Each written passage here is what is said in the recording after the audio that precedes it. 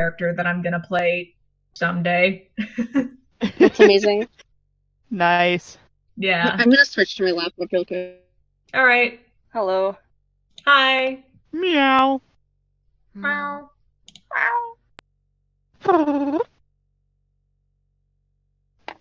My mic doesn't even pick up that noise. Never mind. Oh, I was trying to do like my weird purr impression, but it just my mic doesn't pick it up. That's fine. denied. You've been Yeah. denied. Yeah. Um I it Yeah. is. Meow meow meow meow meow meow meow meow meow meow meow meow meow meow meow. I love having like conversations with my cat. I have Oh, no idea yes. what I'm saying to her, but she seems to enjoy them. So, Meow meow Yeah. meow meow I like to make fun meow of my meow. cat by meowing back at her whenever she's begging me for treats. Yeah. my cat, yeah, same. My cat, so her favorite person is my dad, and whenever he's on the phone, she loves to just be like meow, meow, meow, meow. It's like it's so funny. Yeah.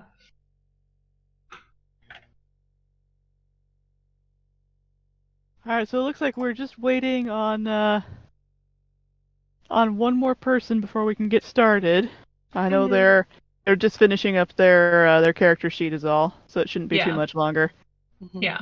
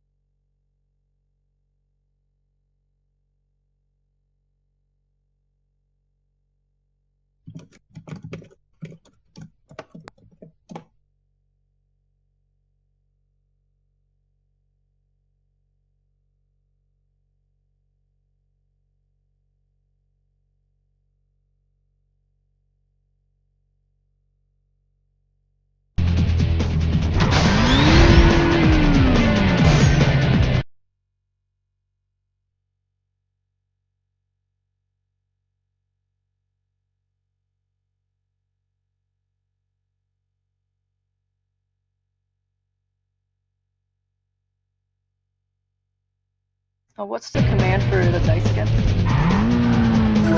Oh yeah, it's for D20, it's exclamation point R, Mm-hmm. Okay. and then to do other dice, you just put in like exclamation point R space D, and then whatever number of sides you want to roll, Mm-hmm. and you Alright, can so that's do pretty easy. and you can also do multiple dice. So you can do the number of dice you want to roll, and then D, and then the size die you want to roll. Mm-hmm.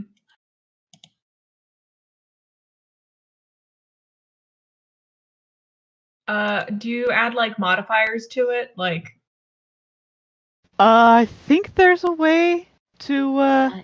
You just put a plus. okay, can I test that out real quick? Sure. Nope. The result is your modifier. Yep.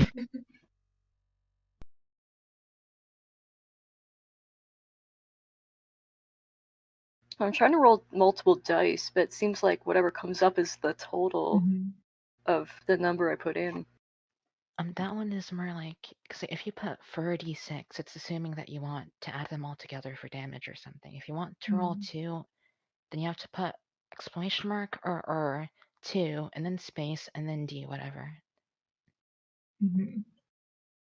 There's an example of how you would type it in. Ah, okay. Oh, okay.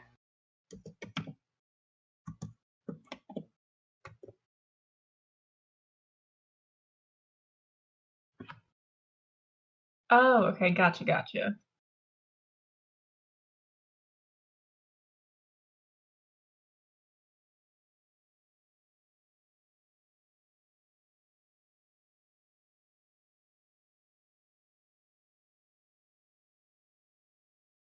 Oh, nice.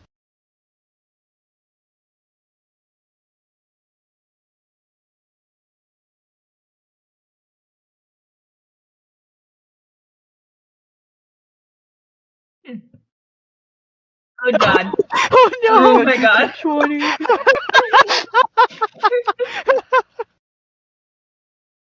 Whoops. Okay, but you just killed the boss. The quest is over. Everybody go home. The boss is very dead. So I have a 300 attack bonus.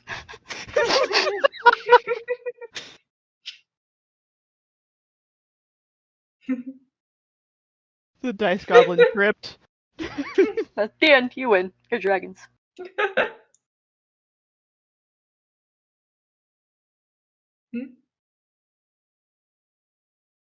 Break it. Yeah. Let's try not to break the bot before we even start. Hey, Yeah. at least you stopped at 300 and you didn't go to 3,000. Yeah. It would have taken up the whole screen. I'm going to do a silly. Oh my goodness. 20. Mm.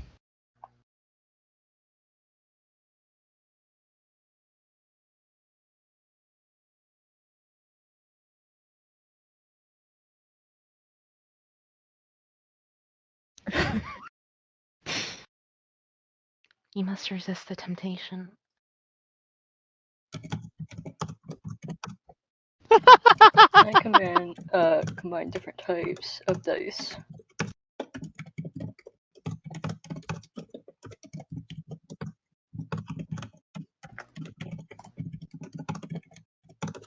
Well, there's the coding limit of how much of like. Oh my.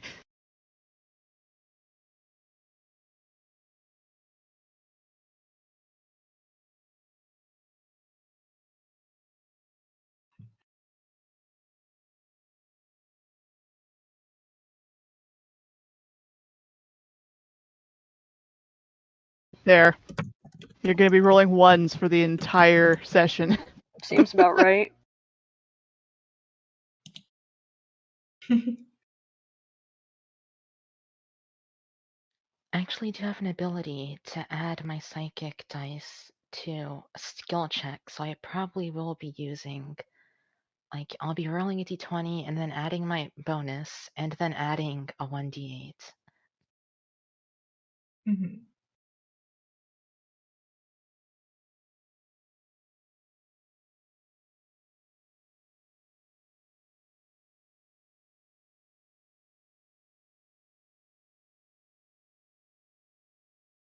There doesn't need to be any rush. It's, you know, this isn't going to be a super combat heavy adventure anyway, so you don't have to worry about like everything being a slog because you're not familiar with the character build.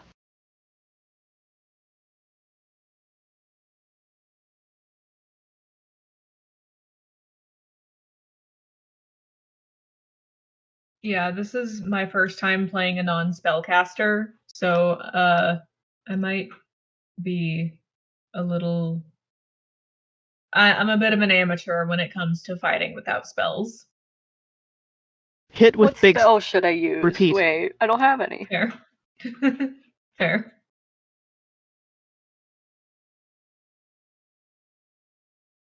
So weird for there to not be a spells tab on my character sheet. Wait a minute. Where's my magics? Yeah. If I remember correctly, I think my first character I played as was a spellcaster. Yeah. DM thought that was weird. Yeah. My first character I played as was a druid, a tiefling druid to be specific. Oh my. Yeah. She was pretty cool. I liked her a lot. I played as. Sorry, go ahead. No, it's okay.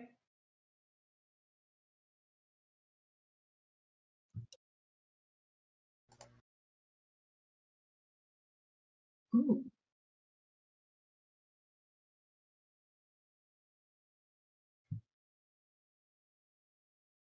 Mhm. Fair. Let's see. The characters I've played as are a Yuan-Ti Pureblood Warlock, a Tiefling Cleric, an Aasimar Artificer, a Drow Druid, a Tiefling Warlock, and a Tiefling Bard. Can you tell I like Tieflings a lot? What's not to love? Yeah, I like tieflings. Yeah. Yuan-Ti Purebloods are actually my favorite species to play as. I love the snakes. The snakes. Hmm. Oddly enough, this is my first time actually being a player for once in a session. Oh, nice. Ah, Nice. we have freed the forever DM. Yes. The forever DM.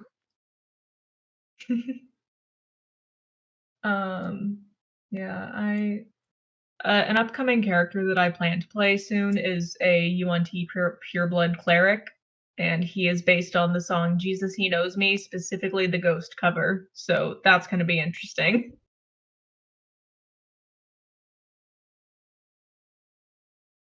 Um, it's a really good song. If you like rock music, you'd probably like it. I'm obsessed with the band Ghost. They're my favorite.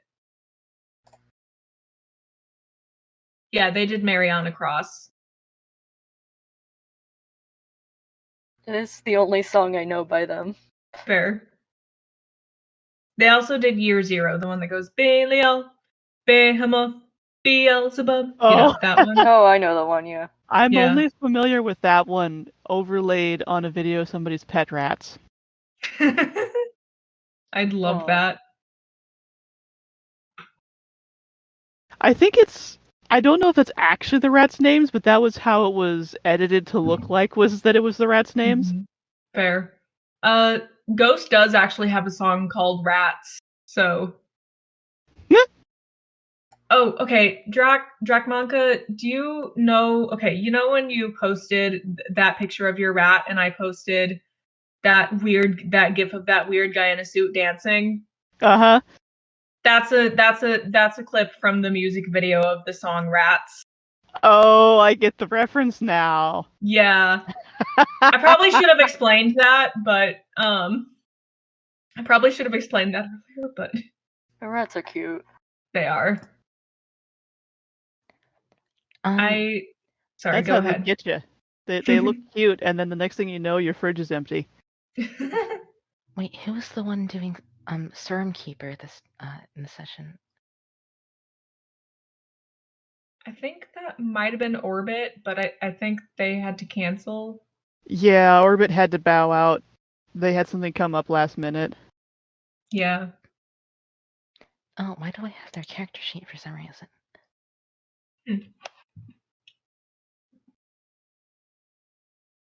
I tend to like to look at other players' character sheets just to like know what character they're playing. So maybe that's why.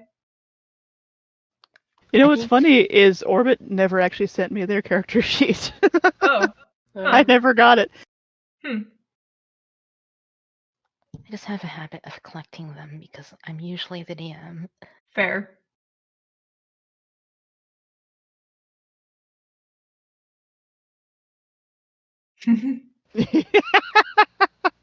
Get into Pokeball.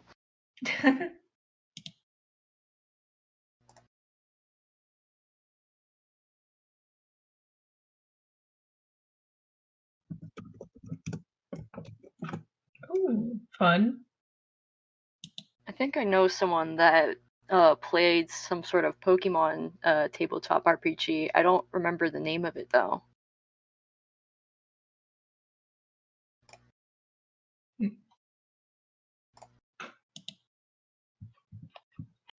No.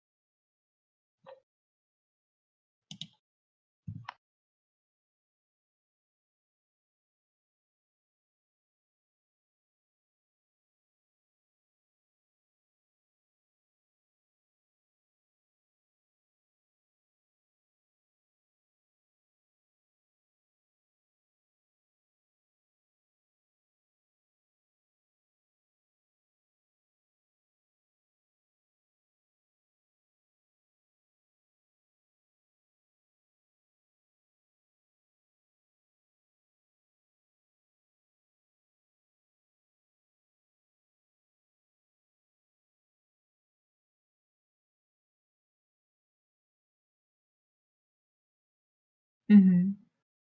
Yeah.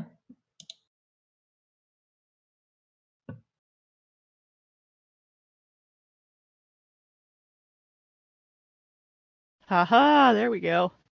Yippee! Welcome. Also that Pokemon RPG, it's Pokemon Tabletop United. We've been wanting to play it for a while. Ooh. Yeah, that would be fun. Actually, let me go refill my water, and then I should be ready to go. Alrighty. Okey-dokey.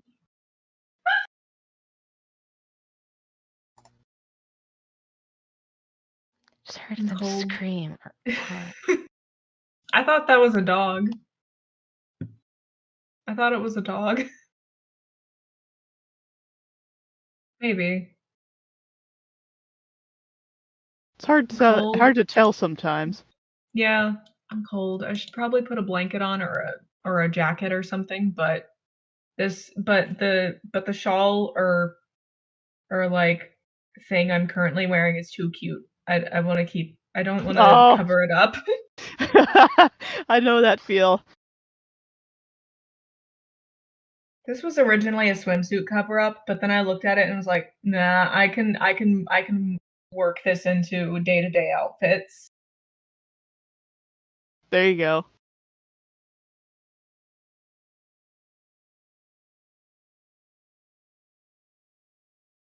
True. True. Mm-hmm. Yep. Alright, it's go time. Woohoo!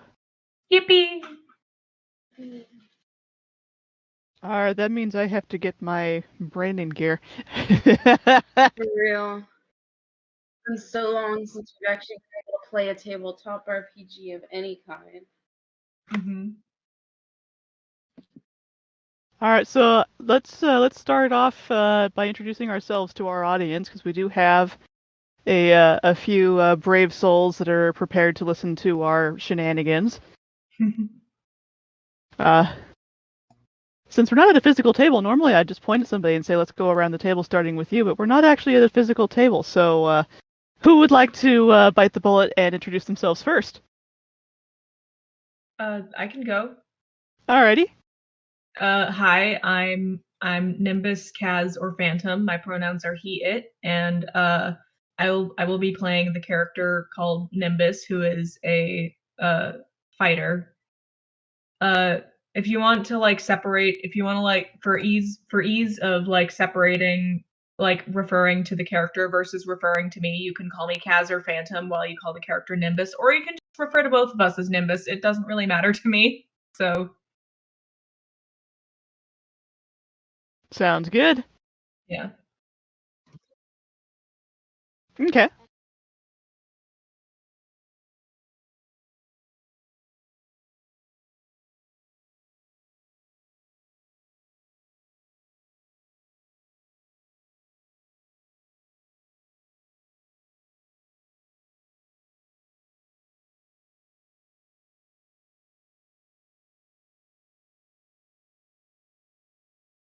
That's good. I'll go next. Hello, I'm Mars. That's also my character's name. And I'm going to be playing Paladin.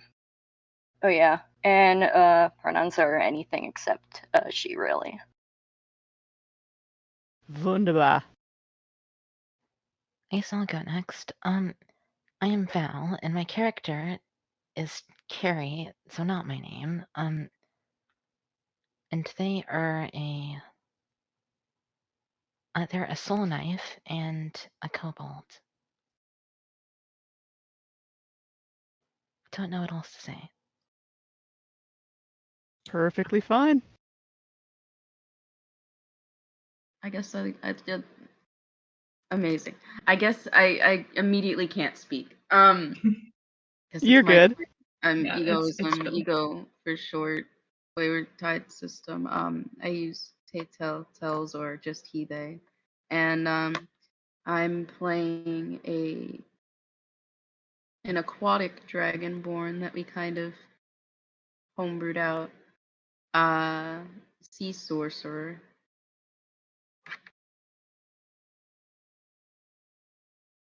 Beautiful.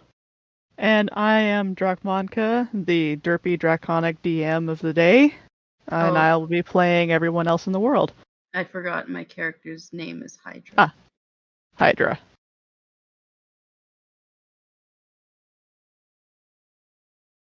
Yeah, I'm a Yes. Dragonborn. Mm-hmm. So we have 2 kobolds, and everybody else is Dragonborn. But we're all Draconic. Yeah.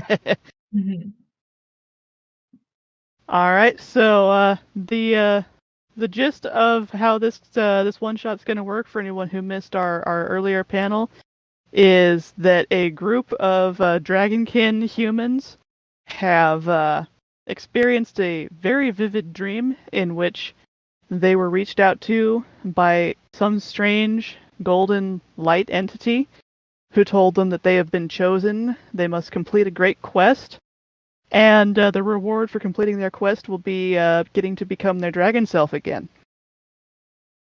And so after that dream, all of you awaken in a strange place you've never seen before, and you are in your dragonborn or kobold bodies, which is probably going to be a little bit of a shock, but perhaps a little euphoric because it's closer to your draconic forms than your human body was. And you will find yourselves, you are warm, you are comfortable, you are in a nice cozy bed. This appears to be an inn of some sort, but you've never seen the likes of it before. How would you like to proceed? The first thing I do is I climb on the counter because I'm silly. I think I'd just I be love like it. looking at myself, like in a state of shock. Just like, I have claws?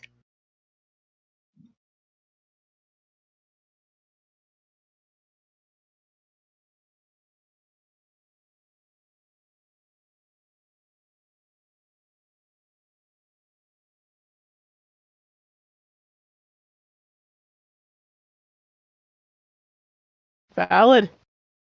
I'm kind of like just like running my hands over my scales, being like, holy shit, this is like actually happening. Wow. And then I'm like, just like running my hands over my horns, looking at all the jewelry I have on. Is like, whoa. I love it. I'd probably be messing with all of my scales and teeth Mm-hmm. and taking it in a weird autistic stimming way. Hell yeah. Yeah, I'd be like running my claws all over my tail. And as Mm-hmm.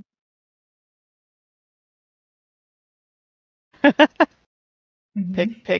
pick. Ow. Okay. All right, and as you're exploring your draconic bodies and climbing on the countertops, a big, heavy-set, burly man walks into the room, says, "Hey, get down off the counter! What are you doing up there? Have a little decency, would ya?" But oddly, he doesn't seem to be surprised by the 5 of you just seemingly spontaneously appearing in his inn. Like, he shoos you off the counter, but then it's time to lay out a nice big breakfast for everybody, and he seems to be expecting you to come and eat. I'm gonna ask him, like, do you know us? And he looks you up and down, and he says, "No, but you look hungry to me, and I know what you're here for. Have some breakfast before you start." Works for me.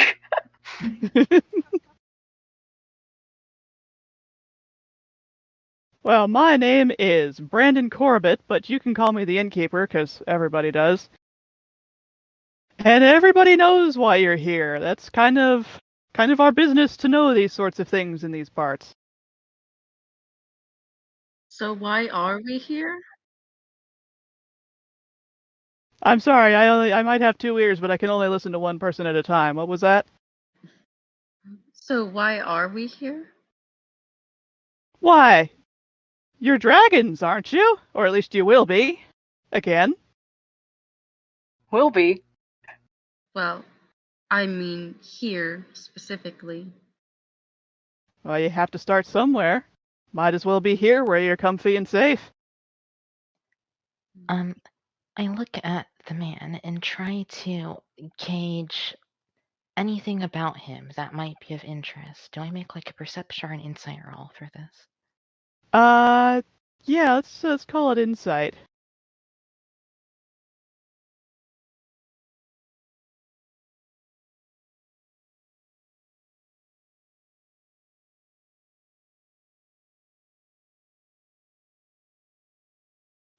Oh, He did is not go very Oh no.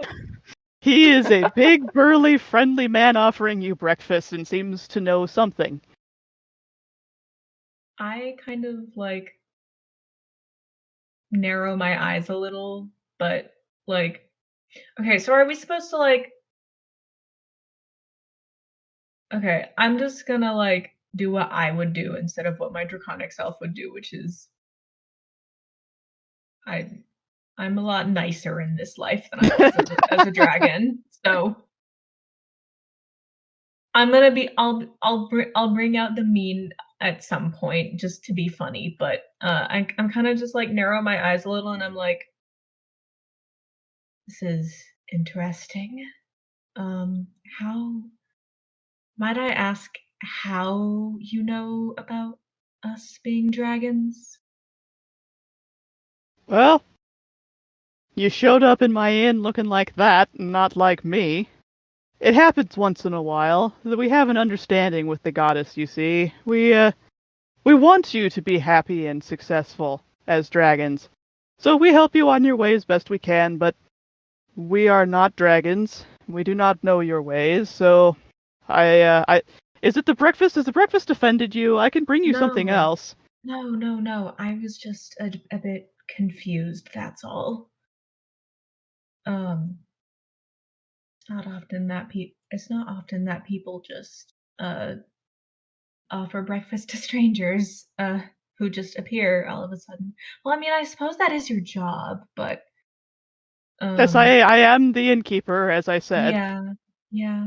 Okay. And as I said, this does happen from time to time. That the Yeah. people of your kindred they just pop in, and we have an understanding with the goddess. As I said, she reaches out sometimes, and she finds dragons like yourselves that need a bit of help.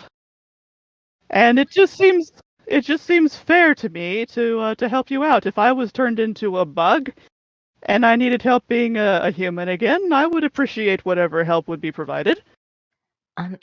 Can I attempt to sneak into the back rooms while everyone is talking to the man? Like the back of the inn or whatever it's called. Sure, that sounds like a stealth check to me.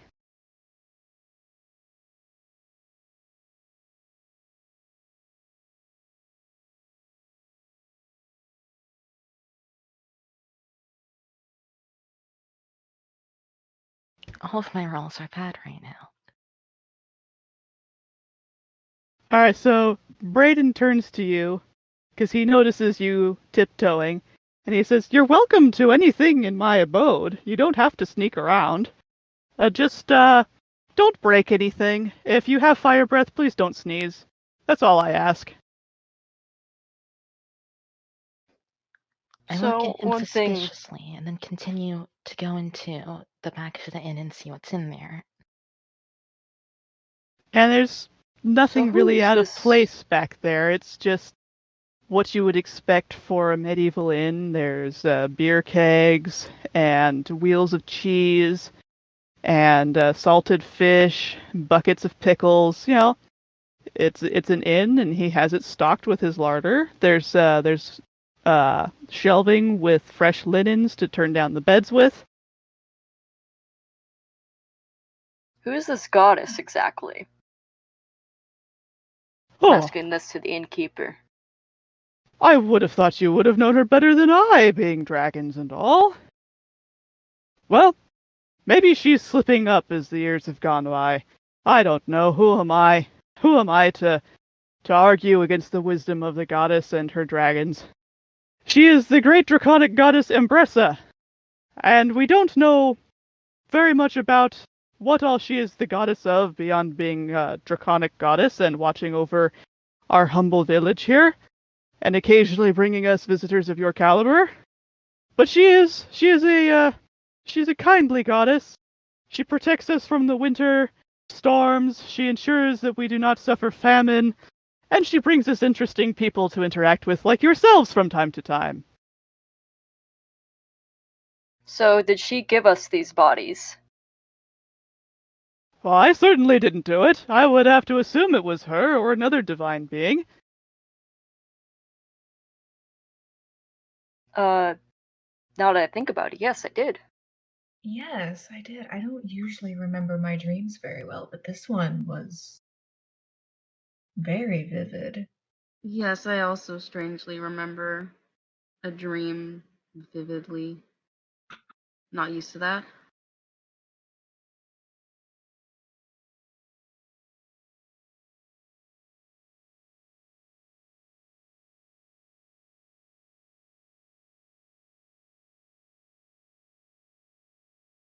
Yeah, you would remember having been human and being otherkin and all of that. Mm-hmm.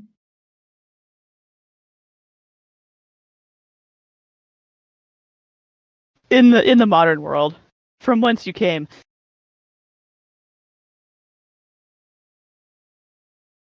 Knowing each other. Sorry, one more out of character question, just to clarify. Are we like established knowing each other, or? Like, I had written this open-ended enough so that people, if they didn't know each other, didn't have to know each other. Okay. So it's whatever you want it to be. Okay.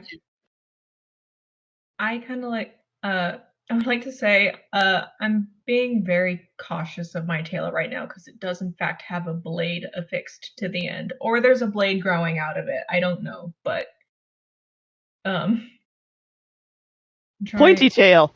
Yes, and I'm kind of just. Oh, are we gonna get a chance to describe our characters Sure. at some point? Okay. All right. Yeah, whenever you'd like, you can do that now or at a Mhm. time that seems contextually fitting. Mhm. All right. I guess for now I'm going to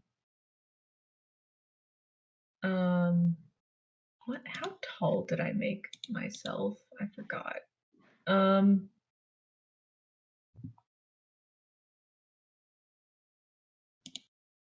uh sorry. Perfectly fine. I I kind of just so if someone else wants to do something they can while I'm trying to think.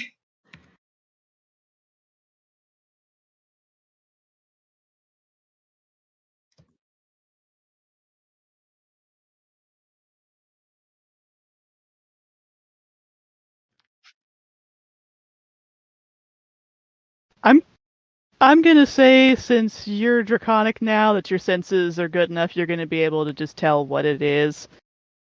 So it's kind of a smorgasbord. There's a lot of pastries, but there's also bacon and fried eggs and what appears to be an entire prime rib that's just absolutely dripping with juices. And it all looks exquisite. Like, there's nothing wrong with this food. This is the height of hospitality that's been rolled out for you. I get a plate of like just bacon. Oh, that's a very popular choice, says the innkeeper. Thank you. I think. I give myself a lot of seafood, but I also make sure to get like some prime ribs. I'm gonna get a little bit of the prime rib too, I think. And I also And there's the seafood is like whole lobsters and like tilapia loin, maybe not tilapia, but fish loin and shrimp the size of your hand. I I fucking love grabbed tilapia. Yeah, I'm I just gonna grabbed munch down. nothing but seafood and just a bunch of seafood. Like at least one of everything, a pile of seafood.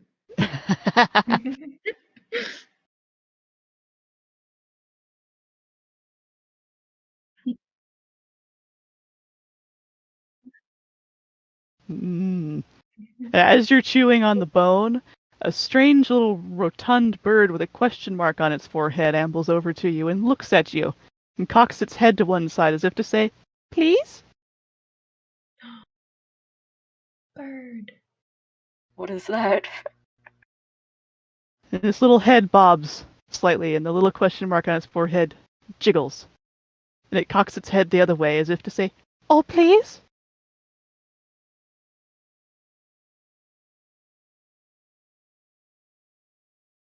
It Can I politely pecks at the bone and then takes a couple steps back and loafs itself right there. Aww. can I poke the question mark on its head? It jiggles when you touch it. The bird looks at you as if to say, "What?" Am I able I don't know what I to was expecting. Say again? It makes a little happy noise. Oh, how big is this Aw. bird? It's not super big. It would fill your whole hand, your draconic hand, if it were to sit in your palm. Oh, Aw, And little it's very, baby. very round and very fluffy. Oh, rotund. I kind Yes, of just like once I finish my bacon, I kind of just like crouch down and like sit down by the bird and just give it gentle pats on the head. it makes more happy noises. I'm glad. And Braden turns to you and he says, "Oh, I see he's taken a liking to you. The quail often like the dragons when they come to visit." It's the quail. A quail. The quail. The quail.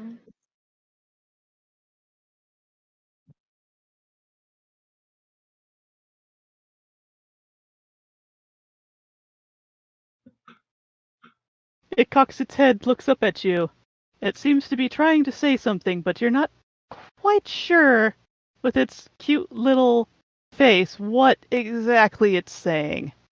Um, is it possible if I can spend one of my psychic dice to establish a telepathic connection to the bird? Sure, why not? Or you could do that.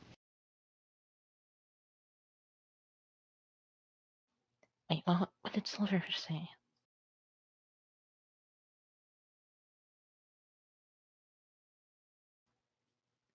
I only have 4 psychic dice. How many times can you cast that one? I thought Speak with Animals was a cantrip. I thought it was a first level spell, but I don't remember. Okay. Mm.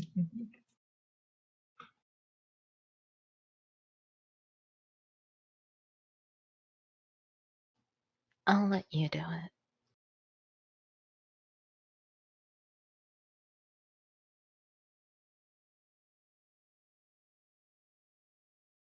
So I go up to the innkeeper and I ask him, so, don't get me wrong, like this new form is a lot better than what I had going before, but it's still wrong. Oh yes, I've heard that sentiment mentioned before. You see, you have to complete the quest that the goddess has given you. Then you will be restored to your true draconic form. I can help you get started on your quest, but only you can actually complete the quest. But what kind of quest? And he smiles at you as if he's got some big secret he's about to reveal. He leans in and says, "Follow me. I will show you." Well, Then he just I just follow him. turns and starts to head for the door. And he steps outside, and you're immediately blinded with brilliant shimmering light, and you realize as your eyes adjust, This place is covered in snow. Completely clad in snow. Oh, Wow. And outside, cold. go ahead.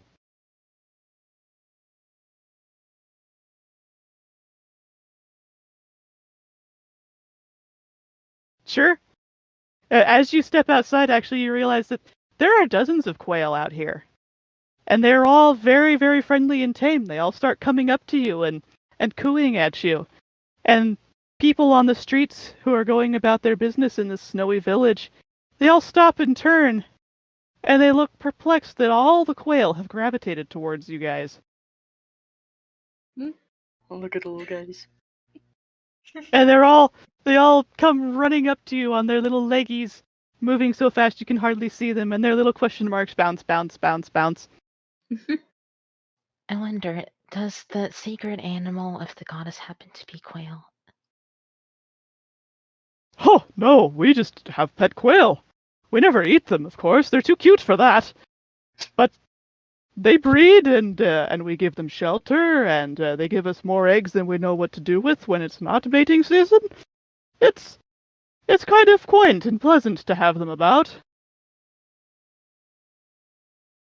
But as you can see, we have our small village here, and he gestures to the distance, and there is an immense mountain that this village is sort of nestled at the foot of, that is also completely covered in snow, and it seems to glisten almost with some sort of divine energy.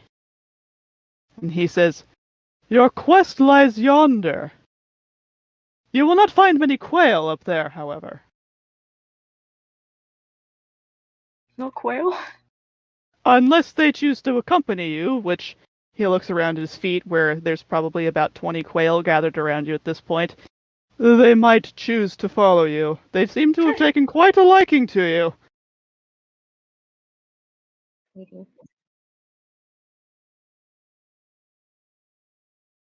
"Now who would harm a precious quail?" We can keep them safe. Yes.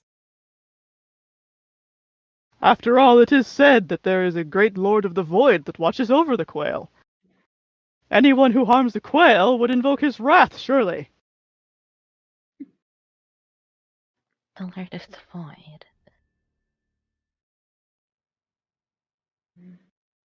"However, if you protect the quail, surely you will come to no harm from him. And of course it's possible that they will not wish to accompany you, as it is much cozier here. True.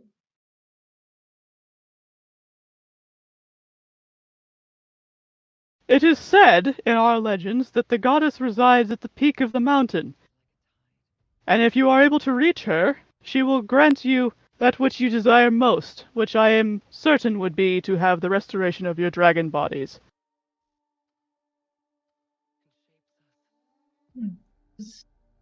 That sounds like a good challenge. Well, I'm doing it, of course. You know, I'm gonna take any chance I get to get my body back. Yes. Can I establish a telepathic connection to the man? I don't see why not. Spend one of my psychic power dice to use telepathy for 10 minutes on the man. I ask him in his head, is there anything about this mountain that you're not mentioning? He looks at you as if slightly offended that you're asking him this privately and not using your voice so that everyone can hear. But it's like this has happened to him before. He's not at all surprised by somebody reaching out telepathically to him. And he responds telepathically, "Well, no. I've never been up there. I wouldn't know anything about it, other than that the goddess has set it as a challenge for your kind, so that she may only grant dragonhood to those who are truly deserving of it. I'm sure there will be challenges, but I couldn't tell you what they are." I what is the phrase for this?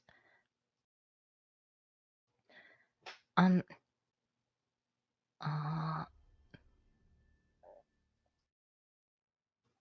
don't know the word.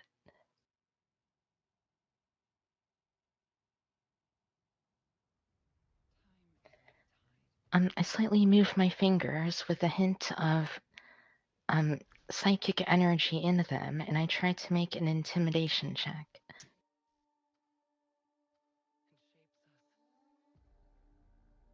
Can I try to make an intimidation check? Sure.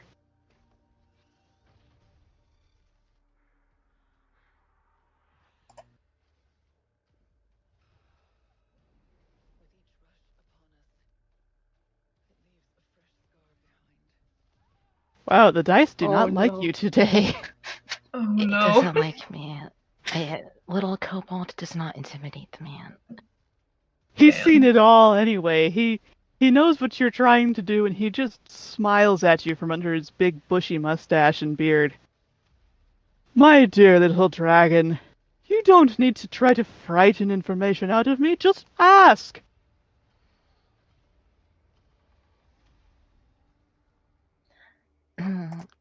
I stop. What is it called?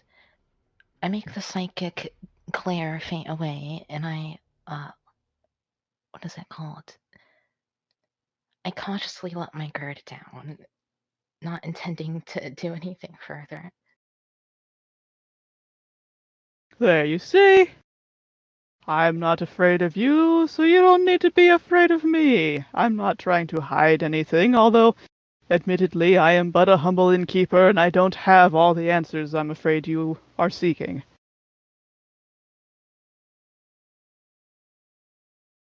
Oh, heavens, no. No, that is the goddess's domain. It would be blasphemous for us to set foot upon her holy mountain. That's just for the dragons alone. Interesting. I don't know what Uh, challenges lie ahead. Maybe danger or peril, but that sounds like fun. It does. Spoken like a true dragon. It's been quite some time since I've been able to climb upon a mountain. So, There's definitely no going back now, so. Well, what do you say we go meet this goddess? Complete her challenge. I say yes. Let's go. And if you feel you need supplies, there are several helpful villagers here who run little businesses that I'm sure they would be happy to help you out. Oh, and I almost forgot. I got so caught up in talking with you and giving you your breakfast. The goddess also had a boon for each of you. And he reaches into his apron and he pulls out a pouch of gold coins for each of you. So you can each add 20 gold coins to your inventory. Ooh. Nice. Okay. Money. So many coins. And they're brand new, like they've just been minted gold coins, so they're very shiny. Ooh. I look at I open the pouch up and look and take one out and look at it for a moment, almost as if I want to put it in my mouth, but I decide against it and put it back in the bag. And meanwhile, I Nom. already put it in my mouth. Nimbus, Shaking did the you bag. just Nimbus, did you just eat our entire supply of gold coins? So I decided against putting it in my mouth. Because you know those the things are taste like of Pringles. Once you start the on them, taste it's of- hard to stop. True. The taste of metal is really good, though. Yeah. I Nice. took a few out of the pouch and started playing around with them. You like jingle coins around. Yeah. I am certain they will serve you well in whatever capacity you choose to use them. The goddess always gives these to her travelers.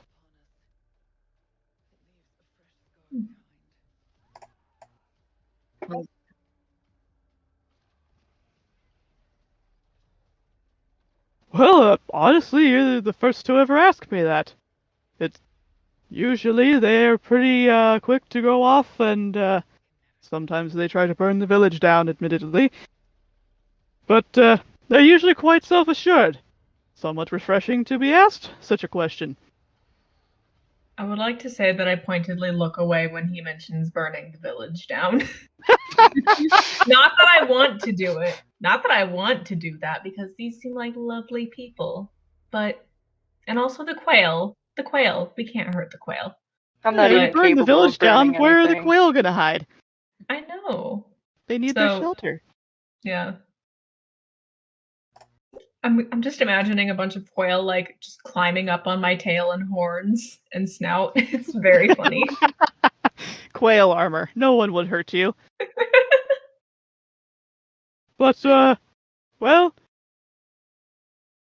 usually the first place they go once they realize he's there is to go visit Amherst, and he is our local blacksmith. He can make you armor if you think you need it in addition to your lovely scales.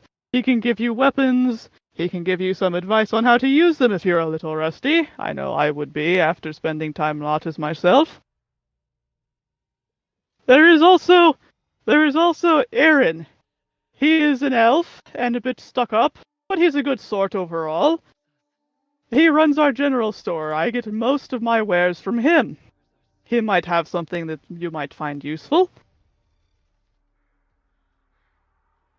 And then I suppose, not that I think they would be of any help to you, but they are your kindred, being kobolds and all. There's the Mario brothers. They run a carpentry shop. They might be in town, then again, they might be out collecting wood for the next project. It's hard to say. Can I ask real quick? So I used D&D Beyond to build my character sheet. Do we have starting equipment like it gives you there? Yeah, you can have starting equipment, and then if you wanted to customize it or add to it, then you could visit these NPCs. Okay, thank you. Yeah, I don't see the need to add anything to my starting equipment. Mm-hmm. Yes, I've had some visitors who just went straight up the mountain, and not all of them came back in defeat, so it must have worked well for them. Hmm. Yes, that would be a good idea. It would be good to see what there is in case we decide we need anything on the way there, like, We don't have any healers, do we? So we might need some potions. true. Yes, you could get some potions from Aaron, I suppose. He does keep a small stock.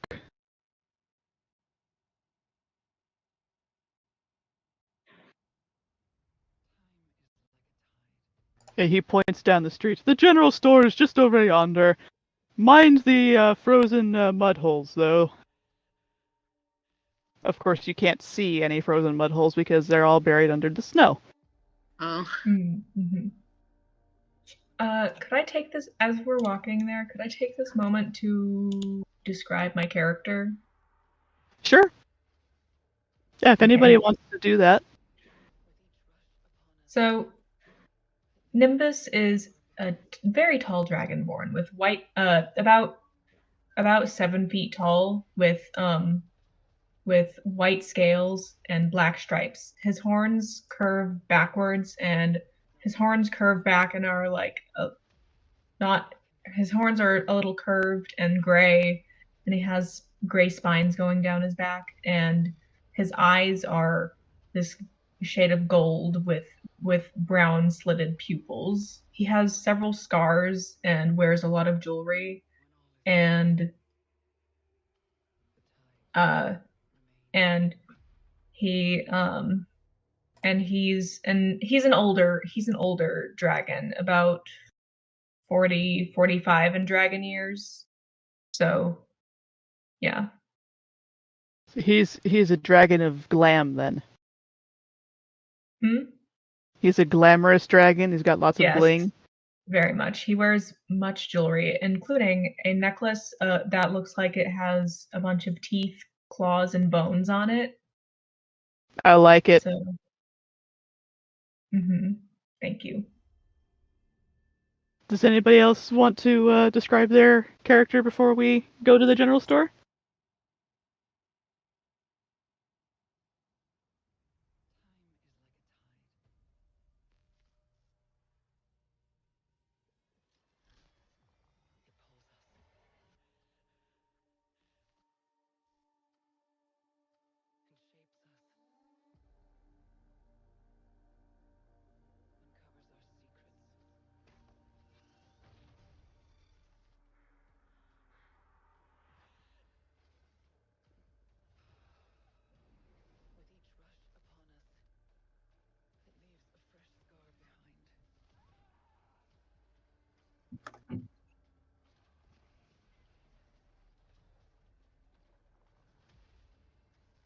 Wonder how the bugs are handling the quail.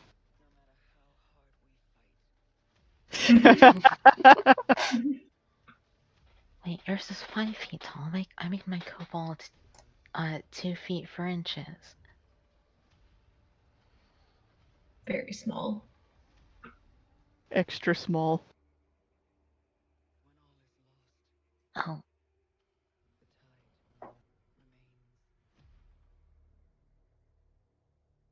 Alright, I guess I'll describe my character. I'm really tall, around like 7 feet or so, and my scales are like a dark green color with like teal streaks. And I have at the end of my tail there's like a huge like fin.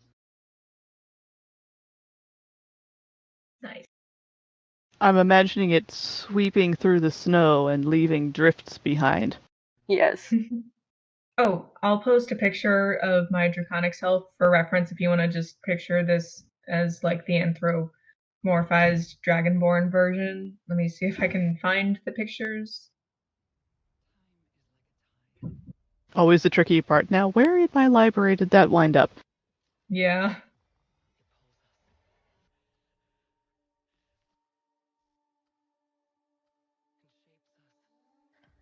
should I change my kobold to be a little taller?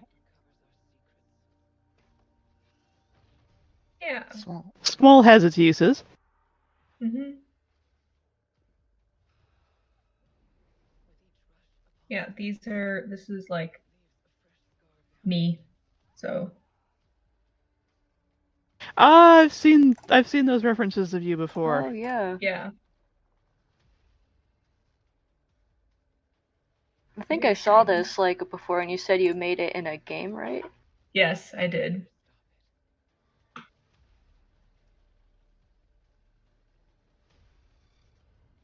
Very fair. That's valid. Yeah, Mhm. maybe I could try out like making a reference in like a game or something, Yeah. because I can't draw very well, and I don't have like, and I haven't like commissioned anybody to draw myself, Mhm. so. Fair. A dragon game would be a good place to make a reference. We've Yeah. been trying our hardest to find pick crews that work for things, but we often don't Mhm. find things that are exactly right. Yeah. I haven't found any. Mhm. For Hydra, my profile picture is like an edit trace thing that someone did at one point. For me, so it's a decent as like a profile picture. So that's a decent reference for an idea. Um, Bulky and tall, not overly visibly strong, but bulky. Mhm. Um, and with of course webbing on his hands and a fin coming off his tail, blue shimmering scales when the light catches it. Ooh, Very But nice. shiny. overall, very sleek and well built for swimming. Bulky but sleek features. Makes sense. I did almost forget to mention Nimbus is like muscular but lean. So like just like thin and kind of like just like I don't know, just like lean muscle is like his body type. So, That kind I'm of that kind of comes through in your reference images. thank you. I'm much more bulky looking, muscular. Mhm. Fair, fair.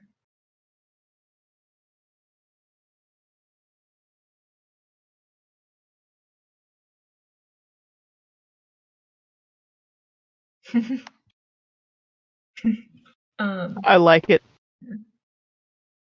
Better hope it nice. doesn't do that in the middle of combat. Yeah.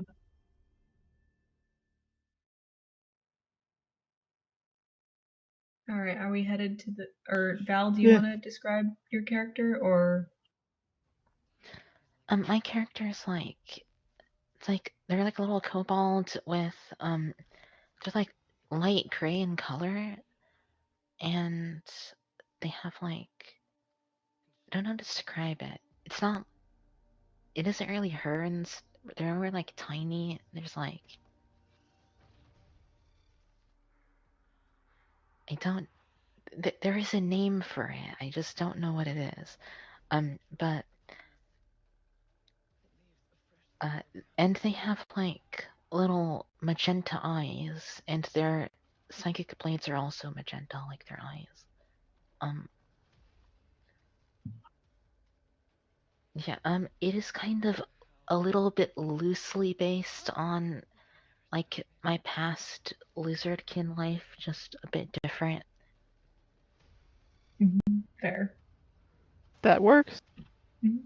Yeah.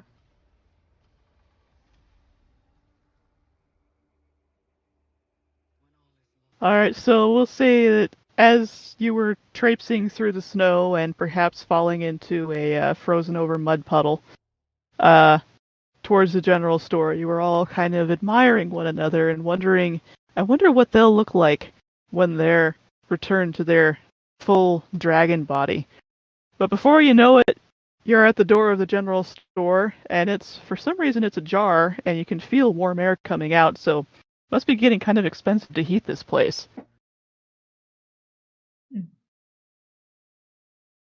Uh, I kind of like open the door a little more and poke my nose in to like get a look at things.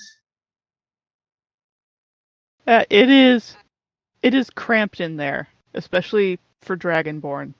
Mm, Like the shelving is tight, and there is mm, just stuff everywhere. But it's mm. not cluttered stuff, but it's very, very cramped. Ah, okay. I kind of like I don't know if I have to duck under the door if I'm too tall, but I kind of like I'd say based on your description, you're too tall. You'd have to duck. yeah. So I duck under the door and like I'm like trying to keep my tail as still as I can when I go in so that I don't knock anything over or stab anything by accident. Oh no, the canned peas!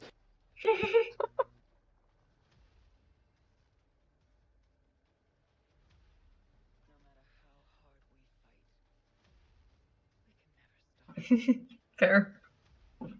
The clatter of things falling to the floor causes a very slender elven figure to stand up from behind the counter where the register is located, and he scowls at you very briefly before a look crosses his face that's sort of a cross between, oh shit, and, oh. And then he schools it into a classic retail smile. And he says, why, hello there! Welcome to my general store. Please don't mind the mess. I'll tidy that up. Don't worry about it. What can I help you with today?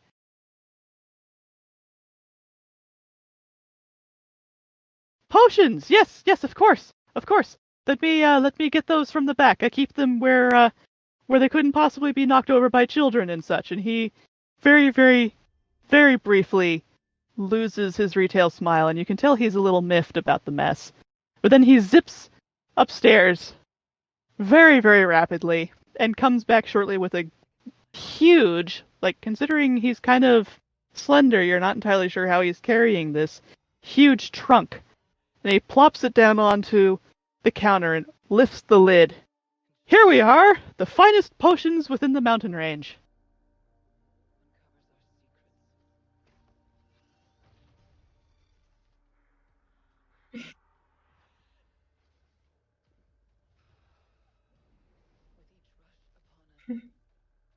He seems to realize that he's underestimated how short some of his customers are, and so he shifts the box onto the floor beside the counter so you can all look inside it more easily. All right. It looks like most of them are actually healing potions. They all have nice little labels in clear handwritten print that most of them say health and some sort of scrawl in what you would have to assume is Elvish. But unfortunately, it's very scrawled, and so it's hard to tell exactly what it says, but it appears that they're different tiers of healing potions for the most part. Is there anything in there other than healing potions? Yes. Somewhere at the bottom, like nobody ever digs that far, are some magic restoration potions. Ooh. But Are that there? appears to be the only two things in there is health and magic. Well, certainly want some of the magic restoration. What does that do? Like spell slots? Yeah, they would restore your spell slots. At least you assume that's what they do because, again, though it says Magica on it, the Elvish part is so badly scrawled you're not entirely sure what it says. Just says magic on it. Yes. Definitely want a couple of those. How much is the magic restoration potion? Yeah. Well, how many would you like? I could make you a deal. Probably only need at least one. One each, or just one total? Well, I'd probably get myself one, but I don't know about everybody else. I was not magic thinking about users though. it. Wait, are you? Am I the only non-magic user?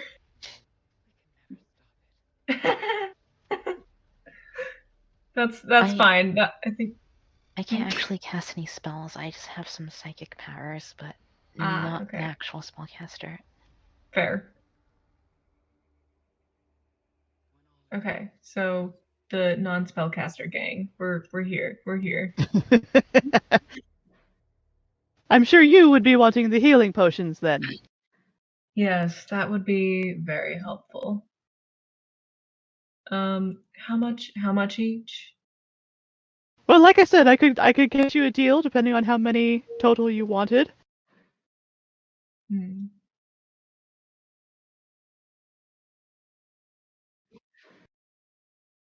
Do you think 5 would be sufficient? Yeah, I think so. Yeah, one for each of us. So 5 healing potions, and how many magic potions? He starts pulling out potions, and he seems to be able to read the labels just fine.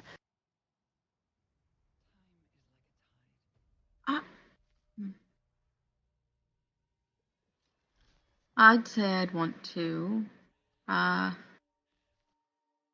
Maybe we should do more on the healing potion. One for me. Yeah. Sure. 5 of Okay, each? don't need many. Yeah. Well, you've just cleaned out my entire stock of magic potions. I'll have to order some more. He starts pulling them out, setting them on the counter, and looks them over, seems to think perhaps how much he can rip you off for, then seems to think better of it, because these are dragons he's dealing with after all. For all of these, and since you are some of the goddesses chosen, and he says this like, oh, I'm so sick and tired of dealing with this. I could probably do these for you for 15 gold pieces?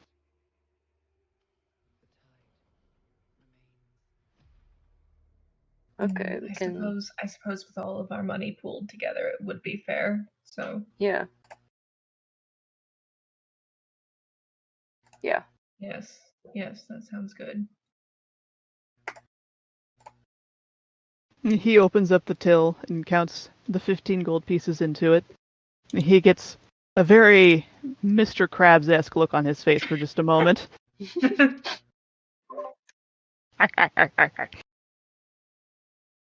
I suppose you'd be wanting a bag to carry them in so they don't break on your journey? Okay, are they regular potions of healing or greater? Are they regular potions of healing? Yes. Okay. Does that mean you don't want a bag?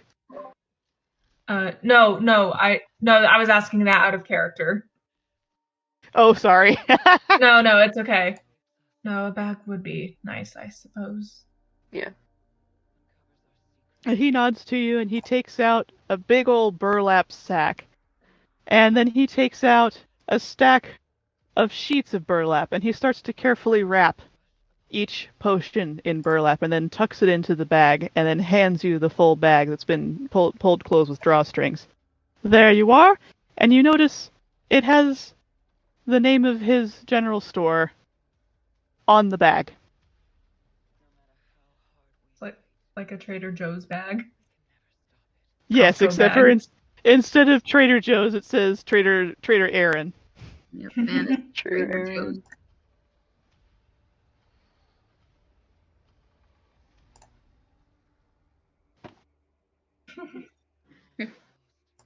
Not sure what you mean.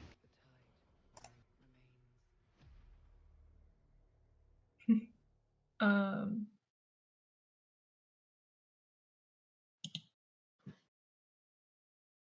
Well, it's hardly my place to say, of course, but there.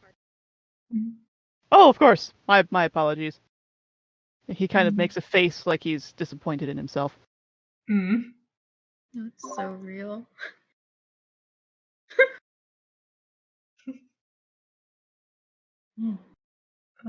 I think I have all I need. So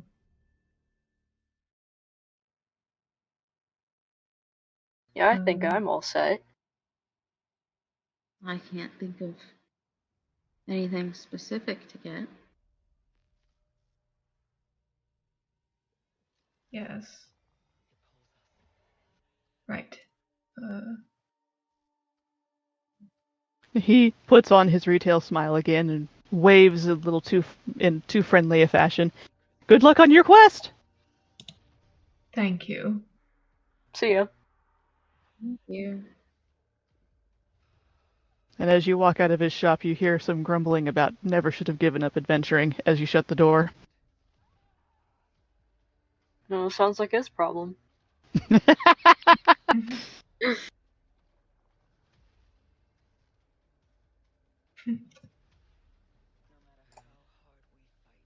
Yes. As you okay, Lunath. Well, I'm sure we'll be Bye. fine. Bye. Bye.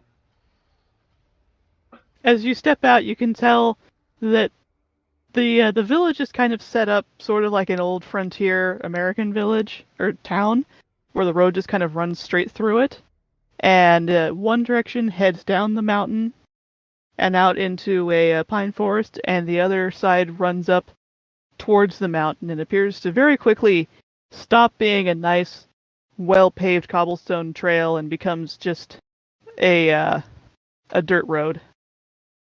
Not very many people go that way.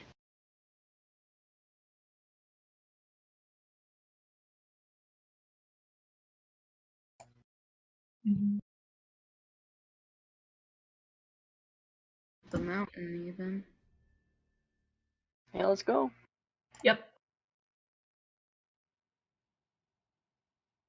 The adventure has officially begun. Woo! Ooh. Yippee! Adventure! Time. Alright, so as you travel, the trail rapidly becomes steeper and steeper and steeper, and also it keeps deteriorating. It starts out as at least a beaten path that, obviously maybe hunters come this way, and so there's a trail, but soon enough you leave that behind, and there's what's obviously intended to be a road because there's places where it's been carved into the rock to make it easier to traverse. But nobody seems to come this way. It's quite barren, and it's getting really slippery with ice. and the wind is starting to pick up. Go ahead.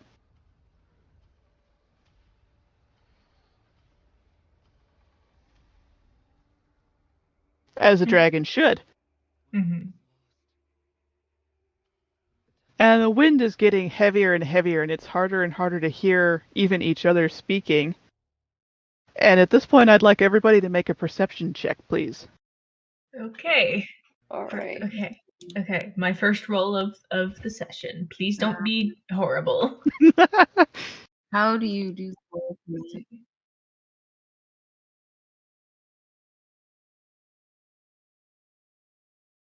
I believe so, yes. I mean, Oh what's this? no. Oh, I gosh. The don't dice spot know. is not nice today. No, it's not. I don't know how to roll this. I don't know how to do the command. Oh, yeah, let me, real quick. The basic roll is, to roll a d20 is exclamation point R, like that. Okay.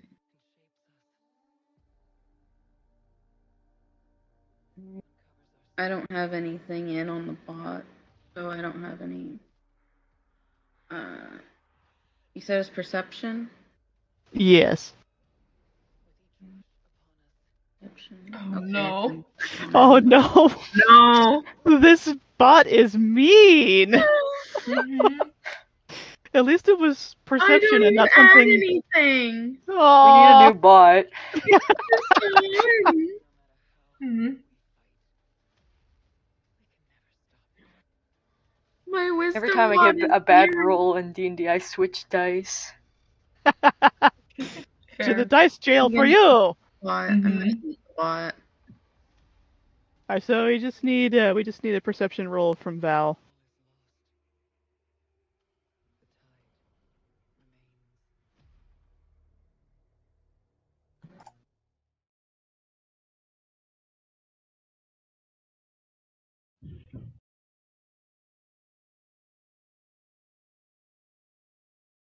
Ooh. Hell yeah. Ah, Yes, the someone. dice god smiled upon you. Okay, so Ego, you can't tell that there's anything but the wind blowing, and it's cold, and the path is mean, and where the hell did that quail go? I want to snuggle it. That's about all you're aware of. Sorry, I'm a Mars? little bit busy, but if I Yes. get high on the perception check, just know I don't tell anyone because I'm evil.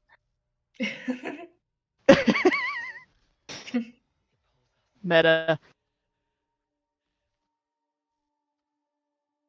Mars, you don't really do much better. The wind feels kind of like the howling is creepy, but you're not sure if that's just because everything about this path feels oppressive, or if there's actually something creepy going on. You just can't tell. Silverfish, about the same.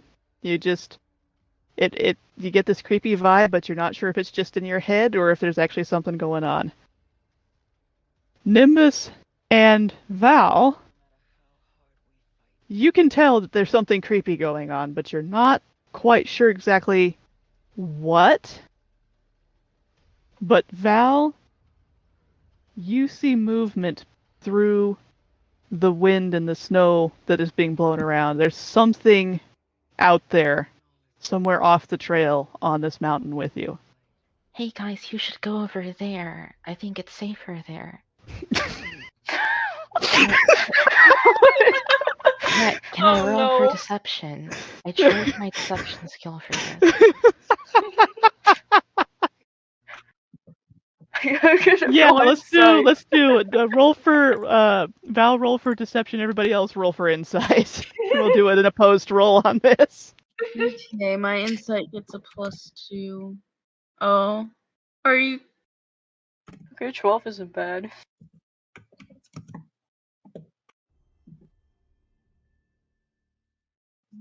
Mm, I got uh-oh. an 18, by the way. Damn. Oh my. I trained my deception for this Yeah. because Yeah. You guys don't see anything wrong with this suggestion. just Who a knows? cute Maybe Val's little seen something that might make the trail easier. Well, I Seems guess we'll legit. head over there. Would a cute little kobold ever lie to you? Well, if you say so.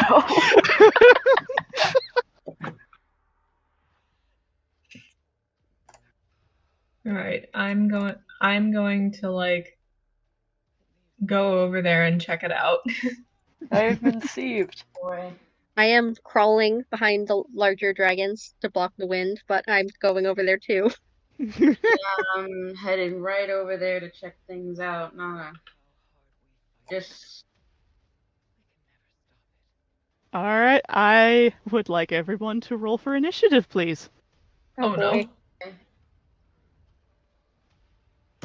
it's that time. Insert Pokemon battle music.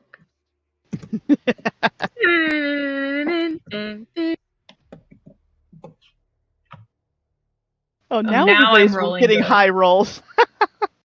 Are you? Not- Can you just put in to add to your roll whatever you need to put in, or can you not do that with the command? Yeah, you can You do. can add like a plus number. Okay. Hopefully I do this right. Make Hi, sure to put a my voice space. last. The So space, bad. I fucking Oh, didn't do the space. There it goes. It Oh. worked. I just have no Did it? dexterity. All right, so it looks like I'm just writing down the initiative I order don't here. think, did that roll the d20? It didn't. No, It doesn't say 1d20 Oh, it's like this. Wait. yet. Okay, um, I plus 2. This? Oh. Nope, I'm failing. So bad. It's like that. Oh, you have to type it Yeah. out. Okay. Uh, Yay. Alright, there we go. there you go. Yippee! Oh, so you and Nimbus actually tied for going first in the initiative order. Let me tell you what you're up against, and then you guys can decide who Wait, I wants to thought it get was to go whoever has the first. highest dex goes first. Oh, is Sorry. that how? You can do whatever you want. 14 dex. My dexterity is 13, so Oh. Well. I guess on Ego's my going own first. spot. Yeah, I mean, I probably was the first one over there, considering how low that both of those previous rolls. So you're working your way along. This seems like it's not getting any easier. I'm not sure what Val was talking about when suddenly, unfortunately, unhappily, a group of jackal-wares are suddenly all around you, and they're snarling, and they're hissing, and they're bristling, and they look pissed. Oh. Oh. But for the No. moment, they just seem to be surrounding you. They're not attacking yet. Mm-hmm. How would you like to start? Because they did, in fact, roll the lowest on the initiative order. Oh. I'm going to just start backing the way I came, unless there's something behind me. They have surrounded you. Oh no. You bump into a jackal-ware. Hi.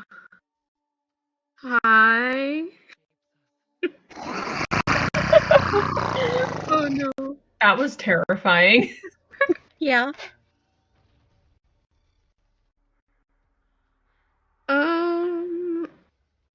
Go on, fight them. Am I the only one that's surrounded at the moment? You are surrounded as a group, but because you were first in the initiative, you get to go first. To go first. Being surrounded is not good. Okay. Um.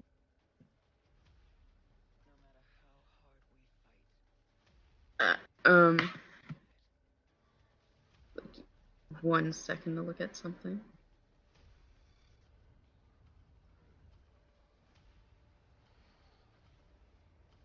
I'm debating if this is a good idea. I'm going to try. Let me look at this. How close are they? Like, how far are they standing from me in any given direction? They are all approximately 5 feet away from all of you, so the closest one to you is about 5 feet. Okay, and is there a good amount of space behind them somewhere? Yeah, so they appear they're kind of you're kind of on a slope, and so some of them are downslope from you, and some of them are upslope from you, but you're in a fairly open area right here. Okay. Is actually better question, is there water nearby? In the form of snow and ice. In the form of snow. Okay. Everything's frozen. Great. Um okay. I'm going to I'm gonna is there anywhere that might be a decent hiding place that's outside of where they're surrounding us? Within 30 feet. Probably just barely. There's a large cluster of boulders that would have been to your left where you were on the path before you left it, and Uh, it's now probably just within 30 feet of where you are now, but you would have to get past the ring of jackalwares to get to it. would that be close enough for me to Misty Step? That's 30 feet. That's 30 feet, so yeah. Yeah, you'd be Okay, able to misty so step to I'm it. going to Misty Step behind them, behind those, and hide. Okay. I. So I'm gonna say, hang Oh, on, let me. that's a bonus action. I could do something else here. I don't know if Do there's you have Ah, a anything ranged I weapon? should do though. I do have a ranged weapon. That's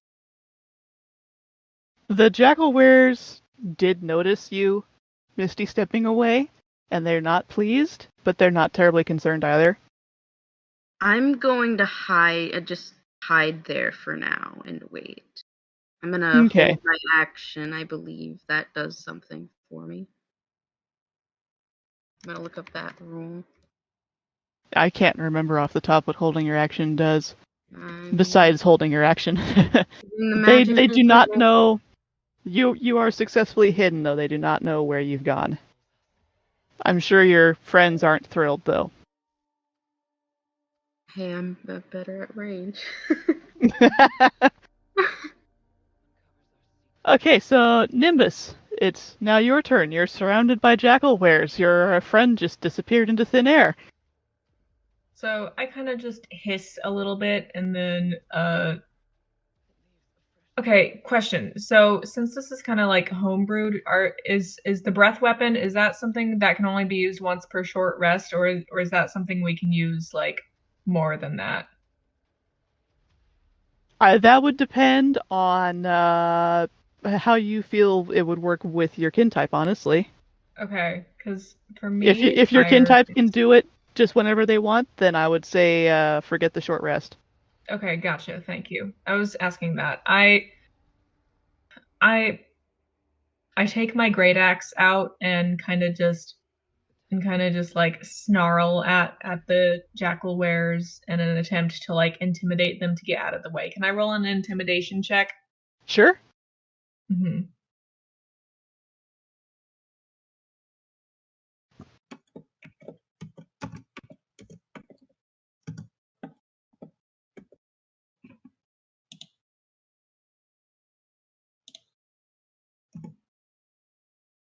God damn it.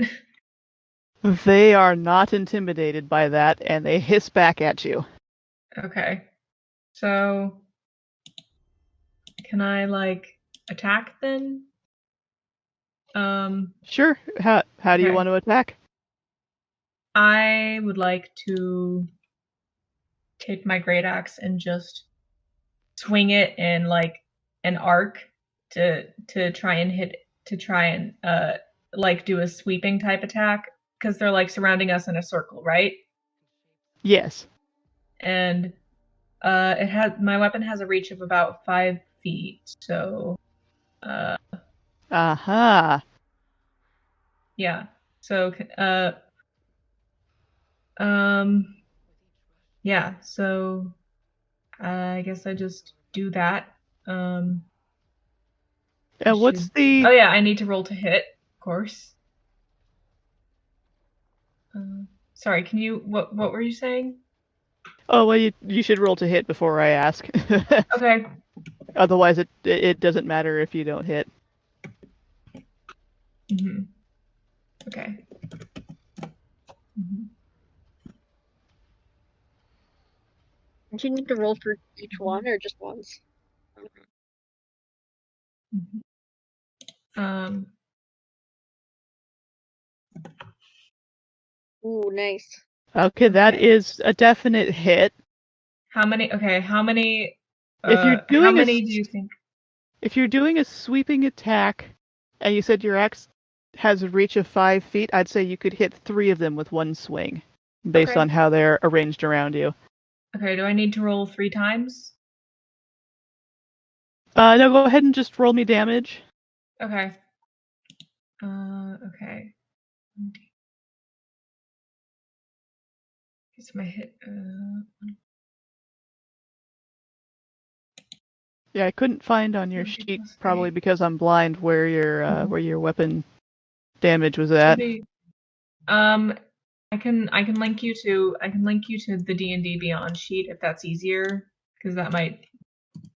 I'll just put that here just in case that works better.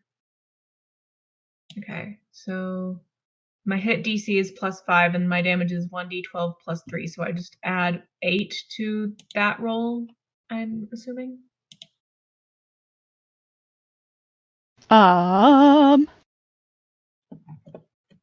So you rolled to hit and you got a success, and now you need to roll for your damage. I think that's correct, yes. Okay.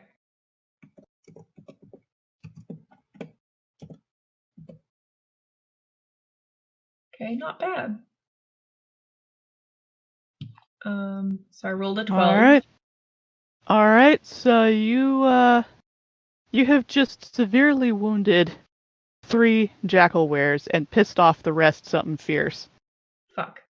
How many are there? There are 10 total. Fuck. I'm sorry.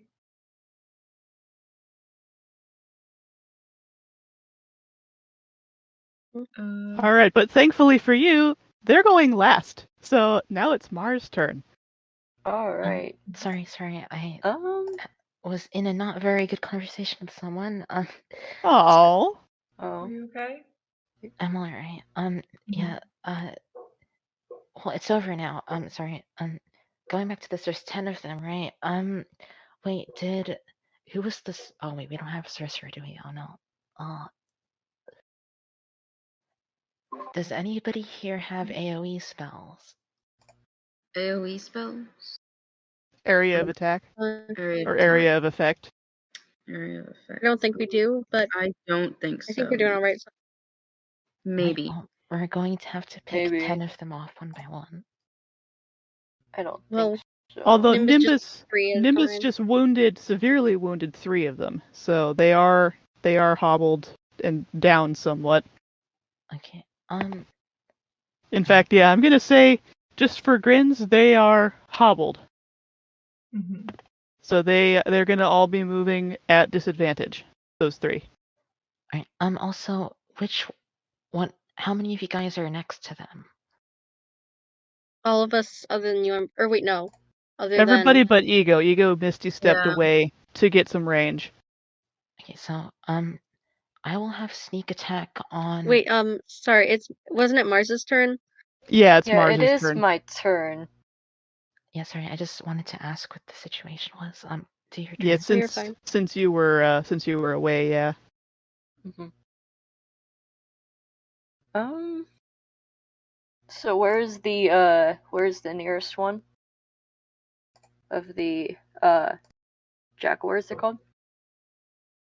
Let's see, you were kind of in the middle of the group, so you're actually somewhat equidistant to all of them at this point, I would say. Okay, I'm just going to head towards a one that's not wounded. Okay, you have 7 options for that. Okay, I'm just I don't know which one to go to. It's just a random one, I guess. Okay. And I'm going to swing at it with my long sword. Alright, roll to hit.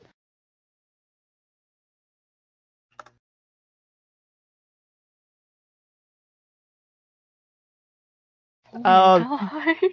you swing, but you're so nervous that you wind up missing completely, and the Jackalware just sort of looks at you and goes,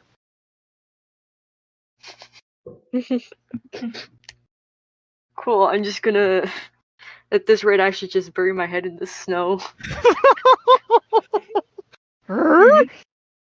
Don't do that. If you're prone, I won't get advantage. Okay. Okay, fine. I'll keep going. Guess we'll have to wait till next time. What? And now it is Val's turn. Alright, so, which two are the ones with the lowest health?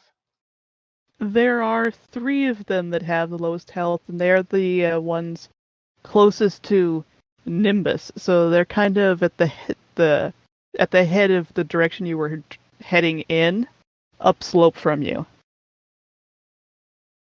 Oh, no, better question. Wait, what is the max health of just one of them? They all have 18 hit points. Okay, 18 hit points. Let me do a little math.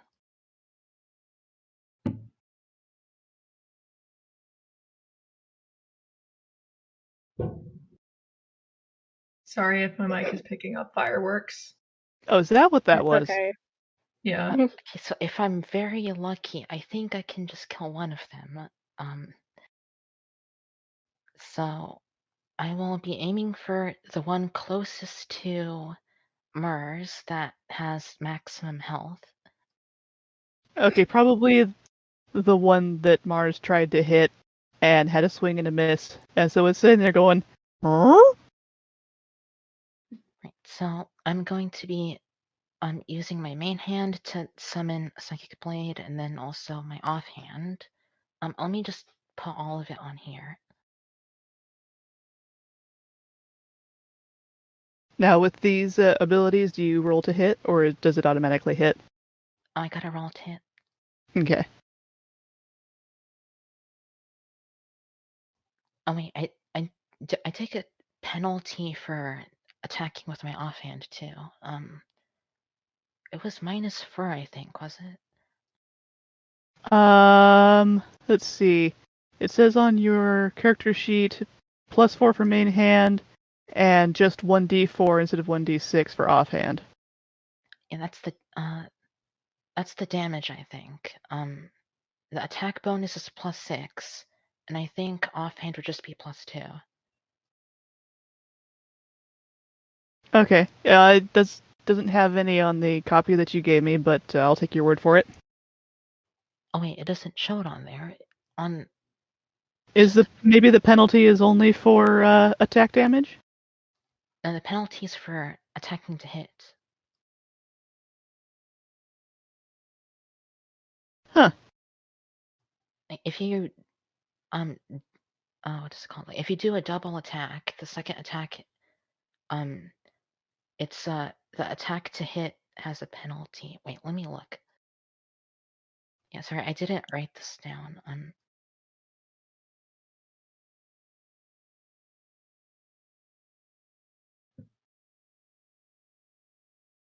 Yeah, and this is not a class I'm super familiar with, so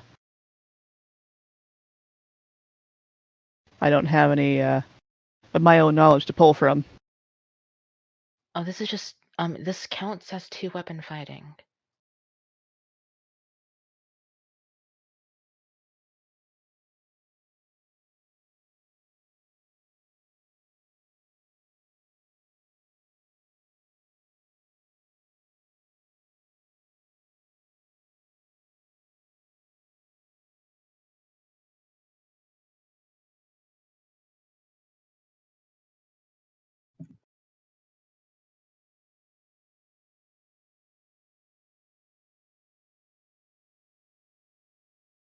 All I'm I just want to finding let on you know I'm that. back. Welcome back. Welcome back. Right.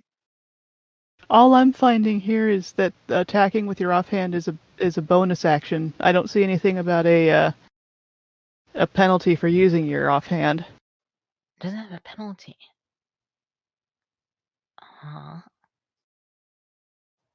Can you look at the dual wielding? I'm seeing multiple answers, so I'm getting confused. Well, let's just go with so that we don't get bogged down in the weeds. Let's just call it a bonus action with no penalty. I googled Alright. it, and according to what I'm getting, there isn't an attack penalty on an offhand attack in 5e. There isn't one. Huh.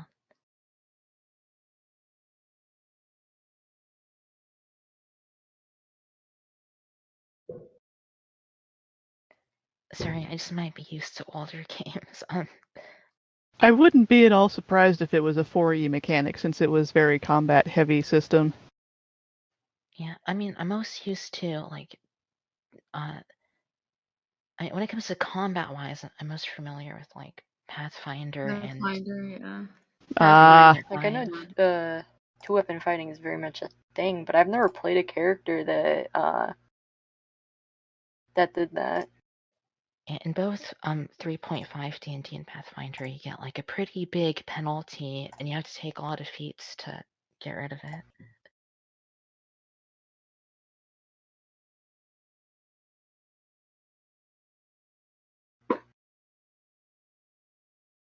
My You brain can take is. a bonus action for an attack with your offhand weapon.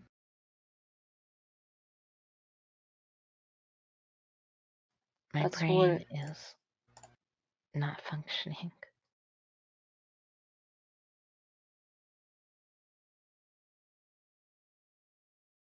I feel like the two-weapon fighting bonus action part is more referring to being your secondary weapon.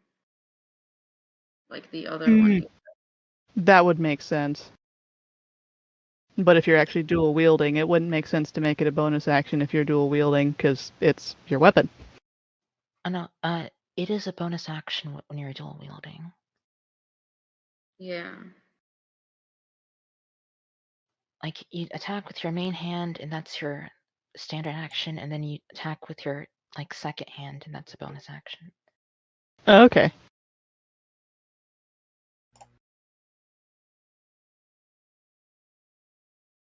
What class is your character? They're a soul knife. Okay. So I don't actually have daggers in my hand, but I kind of just summon them. But it works the same way as just dual wielding 2 daggers. Save space in your inventory. Right, so should I just roll the d20 twice and add the +6 bonus for each of them? Sure, let's go with that. If there is no penalty. Oh, that doesn't look right.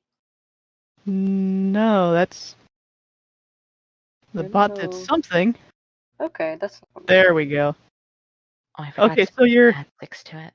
Oh,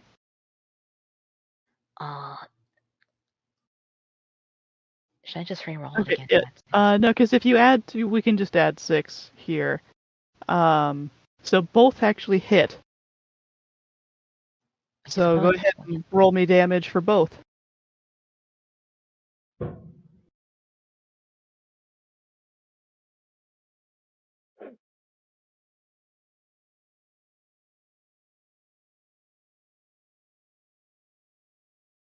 Oh, I also need to add my sneak attack bonus if I have advantage. It should count as advantage if Mars is next to it. And I'm gonna say that you should have advantage because he's busy being confused by, as far as he can tell, what should have been an attack that missed, and he's confused that it missed. You're welcome for distracting him.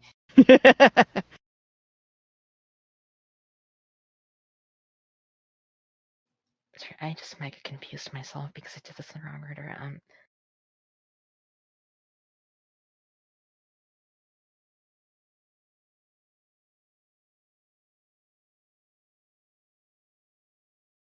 Okay, so that is on my first attack, my damage. Okay, so that's the first blade. And then the second one.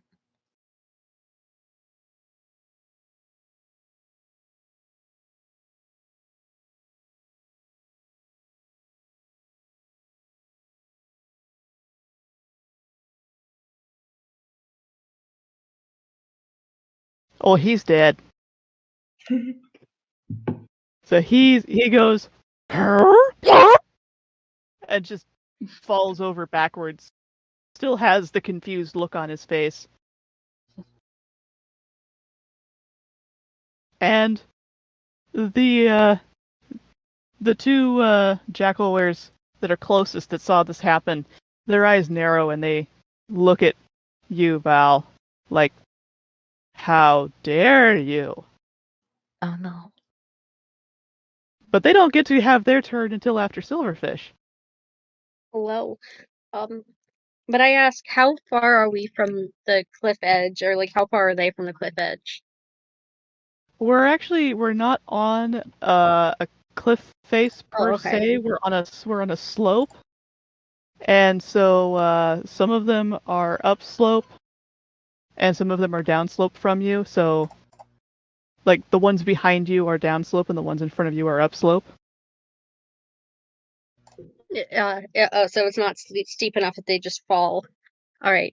They might roll down and turn to snowballs, but they wouldn't fall and take any damage. No. But making them a All snowball. right. Well, I'm going to take my walking stick, which is a quarterstaff, and Okay. whack one of them right on the head with it. So. All right. Roll to hit. Mm-hmm. Smack it with your shillelagh. Does that not work? The exclamation point goes before the R. Oh, right. Oops. I was like, Bot, wake up. Where are you? Poke, poke. Come on, do something. I guess I need to send a new message. Sorry. No worries. Ooh, nice. Alright, that definitely hits, so go ahead and roll damage. All right.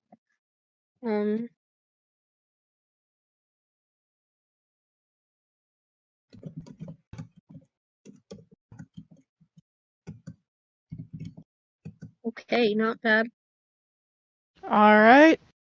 So one of the two jackalwares that became very pissed at Val is now extremely hobbled. Could I Down on one knee and is bleeding from one ear. I have a my swarm of insects is going to go over to this guy, like crawl all over him, and sort of just all bite him at the same time. That is another 1d6 of piercing damage. Oh boy. He's so out of it right now that he's not even aware of what's going on, and then just all of a sudden he falls over and stops moving. Oof. Damn. Also, I would like to say I did misunderstand my hit DC thing. Apparently the +5 is I add that to my roll to hit. So, oops. Oh. Oh well. We'll just roll with it from here. Yeah. Okay, so the 8 remaining jackalwares are now going to take their turn. 2 of them are rolling at disadvantage because they got hit with a great axe. And one of them basically tries to take a bite out of you, Nimbus, and winds up just face planting into the snow going, "Ow!"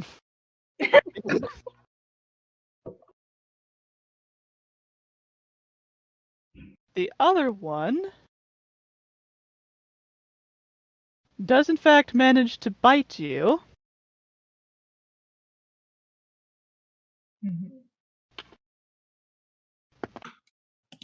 for 5 points of damage, and he nails you on your right arm.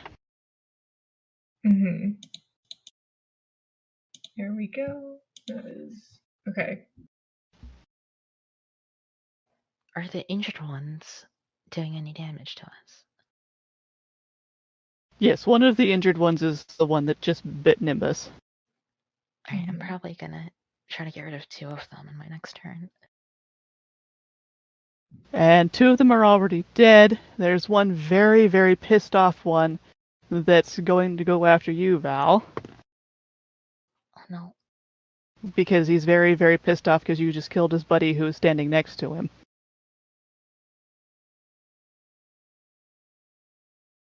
And he does in fact bite you. He doesn't face plant into the snow. Oh, but he only does 3 points of damage. Alright. He bites you. He bites you on your right thigh. Oh. I still got 20 HP left.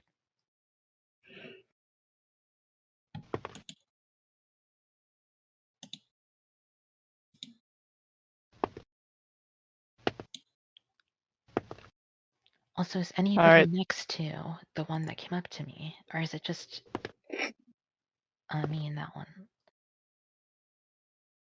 I'd say he's closest to you now. Because he came up and lunged at you.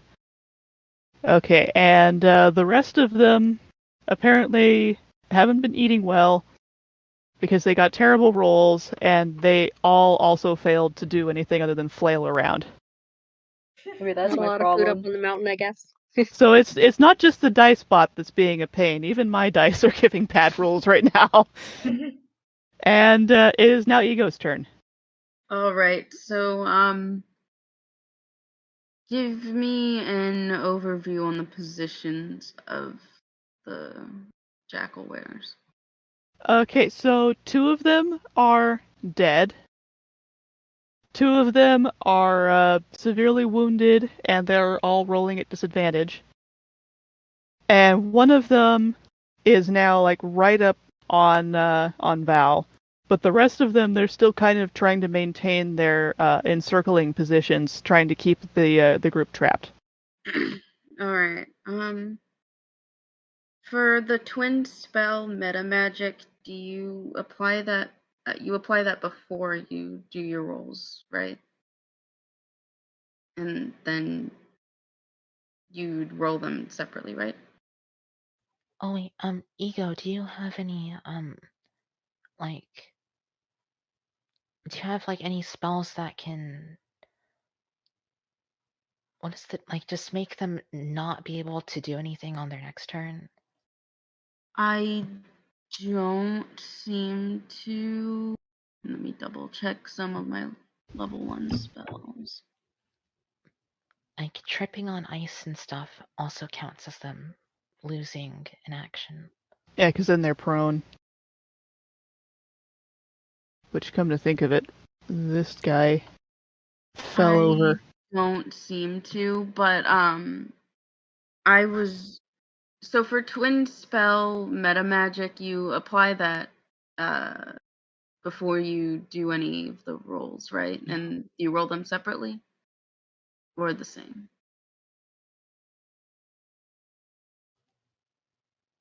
I think you roll them separately. Okay, I wanted to cast Chill Touch and use a sorcery point to twin spell it. So I would like to attack one that's right up on Val and one of the other ones that isn't injured yet. Okie doke. Especially for the one that's right up on Val, just make sure you don't roll a 1. Okay, yeah. My wrist. Okay.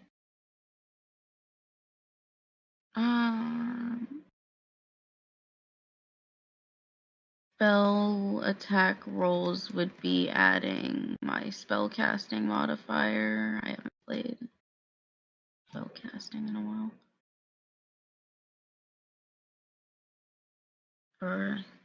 I just used the spell casting ability's modifier, right? Yeah, to attack. Yes. Okay, 1d20 plus 2. Oh, I get.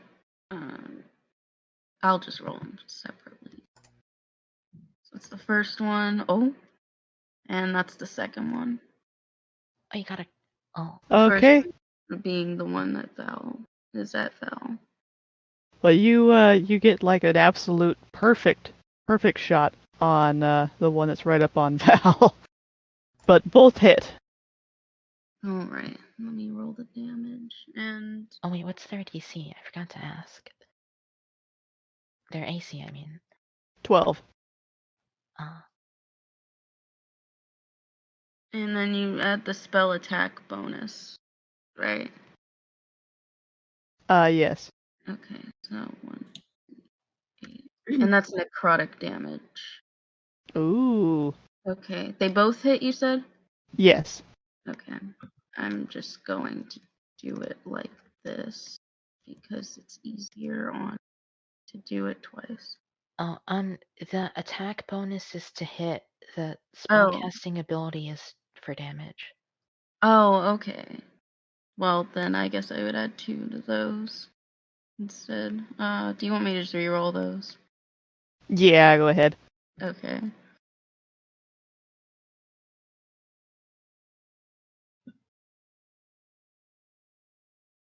There we go.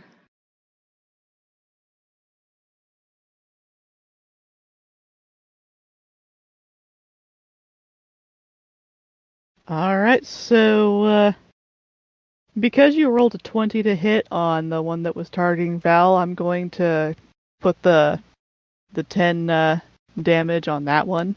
Alright.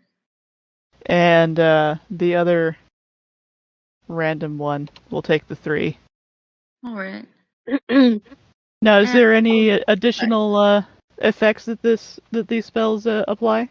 yeah, they I suppose this doesn't really apply much with these, but they can't regain hit points until the start of my next turn, but I don't think they will. But visibly there's a skeletal hand which I'd like to flavor as more of a dragon claw looking Beautiful. skeletal hand.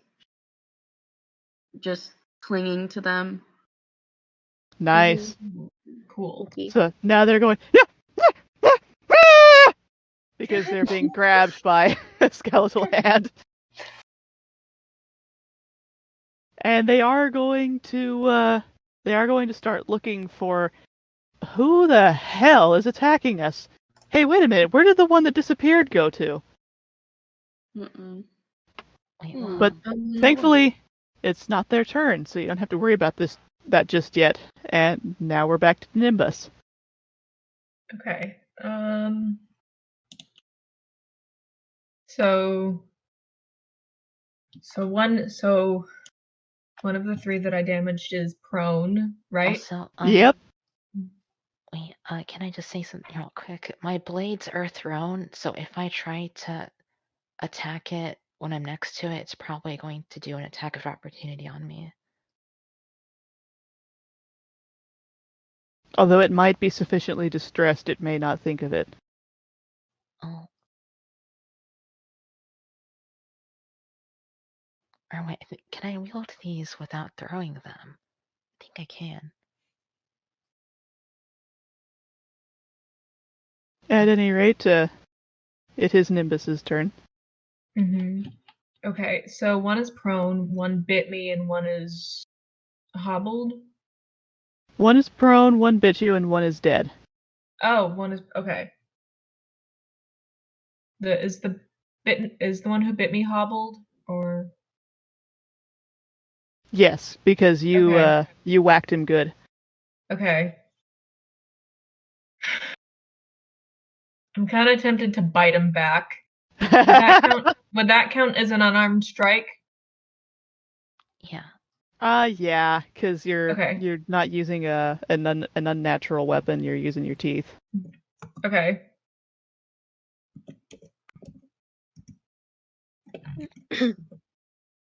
Oh, Oh, you bit him good. He ain't getting away from that.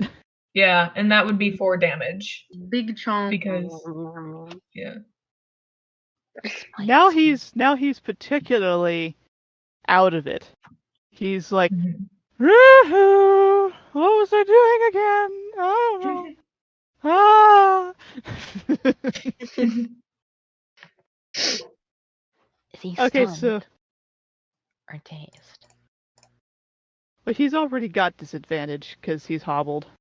Now he's just he's in so much pain, and he's had so much blood loss, so he's just sort of like, why are we doing this? Okay, so Mars, you're up. Alright, alright, let's find, is the one in front of me, like, that was in front of me dead, right? Yes, he's Yeah, very so I dead. gotta find a new one. New prey. Yeah, I'm just gonna find a nice undamaged one. Whichever one's nearest. I'm going to use my longsword again.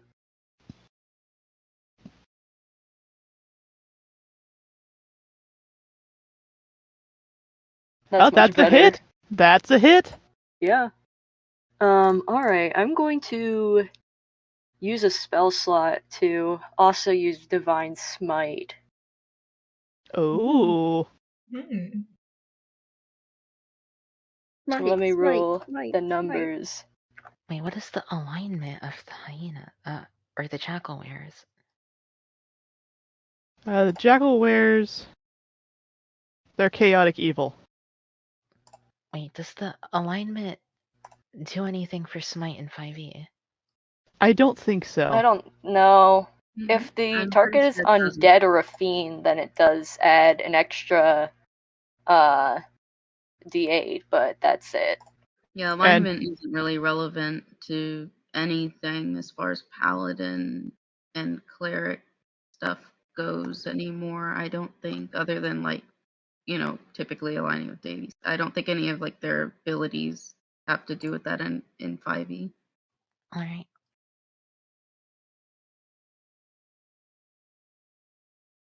Oh, Wait, he what is that he is rule? hurting. He is hurting now. Yeah, 13. Nice. Well, that's it for my turn. Nice. Alright, so it's back to Val. Alright, so, how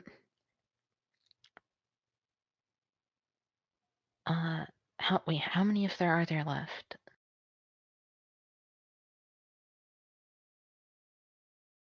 There are 8 left, but most of them are pretty badly hurt. There are 4 that are still at full health, though. Alright, so, what's the health of the one right next to me?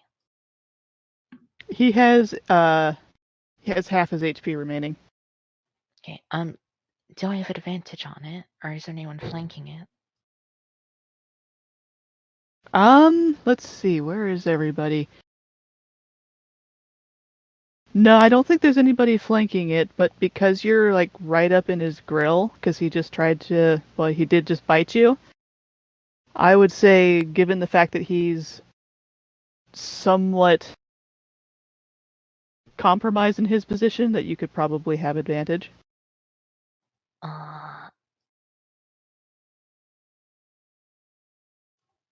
Sure, okay, so, and then, is there any other of the jackalware that have like around 10 HP or so? There is one other that's lower on health like that, but he's fairly far away from you. Yeah, is that one posing any of a nuance next turn? He's currently prone, so no. Oh, alright. What other ones are there that like have low HP and are going to be able to attack next round? Well, there's 2 that have very low HP, that are, I would call them confused at this point because of their low HP. But they will be trying to attack, but they'll be attacking at disadvantage.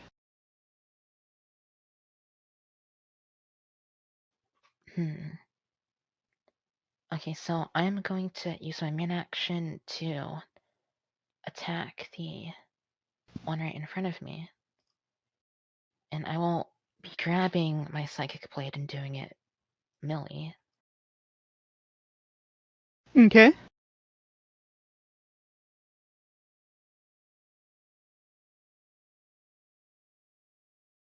I just realized that I accidentally used a D10 for my longsword instead of a D8. Oops. I'm sorry about that. That's alright. I just We'll got just a roll with it. critical miss. Mm-hmm. Oh, you rolled a 1? I rolled 1. Well, I will now be Boy, using... the dice do not like us tonight. No. Well, I will be using my bonus action to do the same thing, but with my offhand. Alright, we'll say, your critical miss, he's laughing at you now. He's just...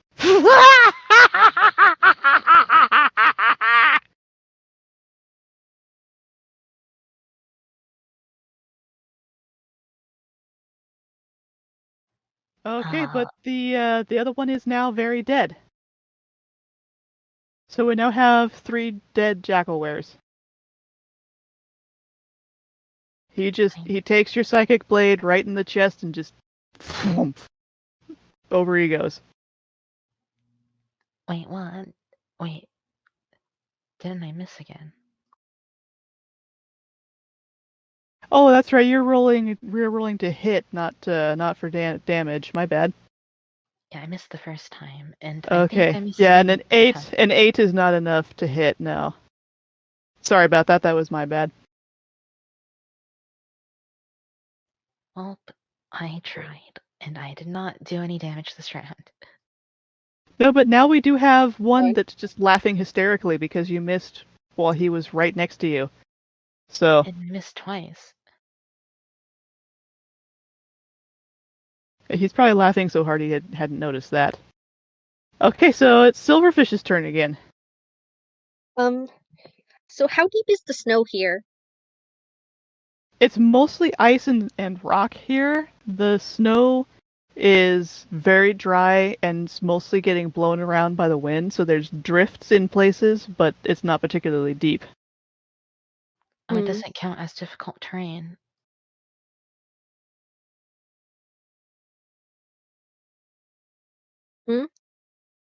Oh, does the terrain we're on right now, like, does all of it count as difficult terrain, or none of it does, or just like a few spots on it?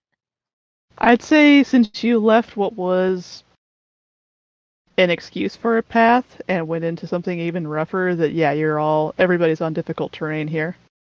I have the natural explorer feature in the mountains, so it says difficult terrain doesn't slow our group's travel, but I'm not sure if that means like it doesn't affect our, or that would mean it doesn't affect our movement, right? I believe that's correct, yeah. All right. Well, Oh, is that for in combat too? I don't see why it wouldn't be.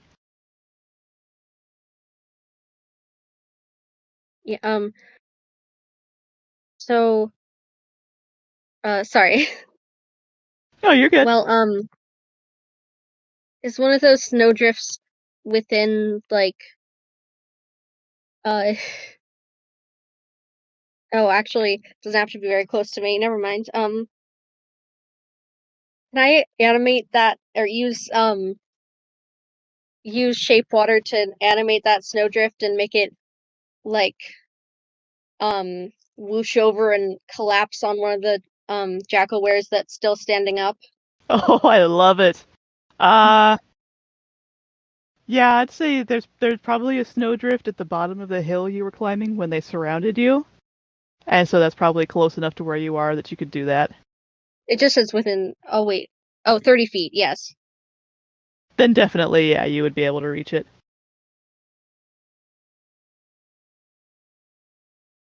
Whoosh. Whoosh.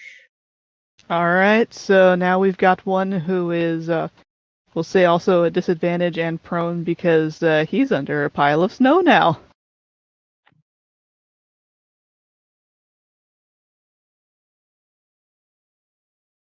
So let's see, now it is the Jackalware's turn. We've got one very, very loopy, prone Jackalware who's just going to try to stand up. And he does not manage to stand up. He just sort of sits there and makes a snow angel. And we have another Jackalware who he's not entirely sure even who's friend or foe now. He's that badly wounded. He's just kind of lashing out. And as he thrashes around, he winds up actually biting the throat of one of the other Jackalwares near him and kills it. Damn. Wow. And the others are not thrilled with him for this. They think, turncoat! And so they're going to turn on him, and oh, one of the two uninjured Jackalwares just killed him. Wow. Damn. But that uses up their turns, and now we're back to Ego. The confusion roars. How many are left? Alright. There are now 1, 2, 3, 4, 5. There's only 6 remaining now. Okay, could I get an overview on their positions again? Yeah, so one of them, the one that is the furthest up the slope where you guys are, is he's still flat on his face and he's making snow angels because he failed to get up. One of them is basically, he's not quite prone, but he's kneeling and he's laughing hysterically right next to Val because Val managed to roll a nat 1 in trying to hit him with a knife. There's another who is a short distance away from the laughing one and Val, who is super out of it because his HP is so low. So he's sort of just standing there, not particularly aware of his surroundings, but he is standing. Okay. Wait, does this mean that I unintentionally somehow cast hideous laughter? Yeah, a non-magical version of hideous laughter. I love where you love. Cast a free Congrats. hideous laughter spell. Hideous laughter is such a fun spell. I love it. Yes. We take it on so many characters. There are 2 others that are downslope from you guys. And then there's a third one who is completely buried in snow. Alright.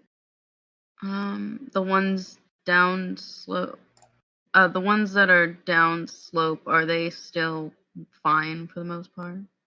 They're really unhappy, but they're beginning to turn on each other because they think that one of their own just turned on them and killed him.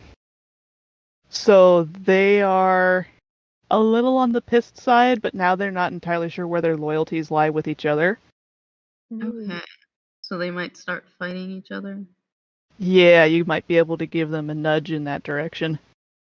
Okay, I'm going to leave them to potentially that, and I'm going to cast a chaos bolt at the one that's laughing. See if I can Make it even worse. see if I can use that to my advantage right now. All right. Chaos bolt. This is a fun looking spell. Okay.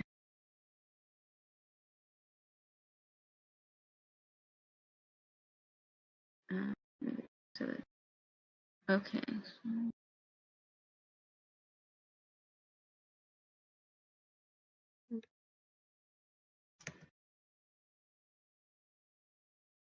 Plus 4. Okay. Oh, it's an 11. Nah, it misses him. Dang.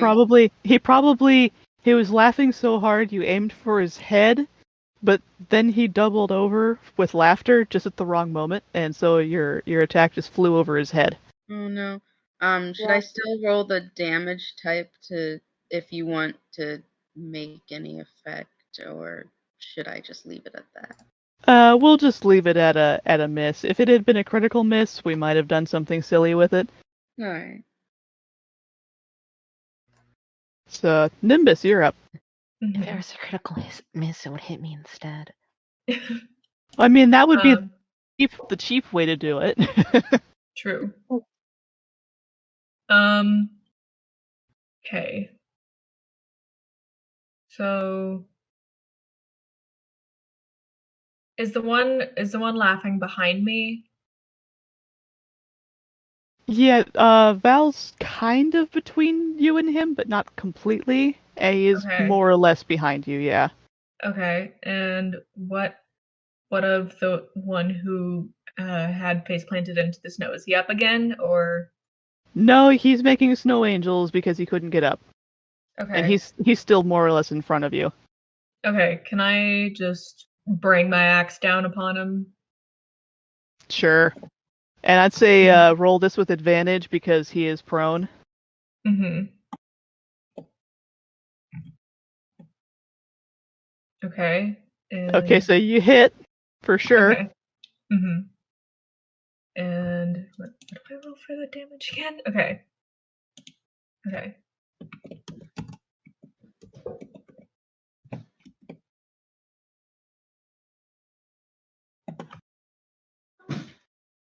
Oh, that took him out.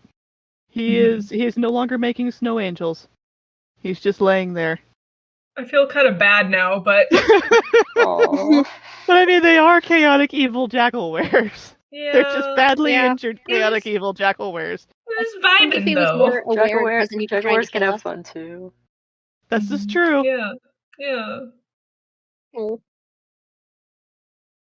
No more snow angels for that jackalware. Aww. Damn. And so, Mars, what sort of horrors would you like to wreak upon these poor, innocent, chaotic evil monsters? Am I still like fighting the one that I damaged, or is that one dead? That one's dead. Okay. Find a new victim. War crime. I guess attack the nearest one. Is that one damaged? Let's see. The one nearest you is not damaged yet. Yet. Alright. Gonna use my longsword again. Alrighty.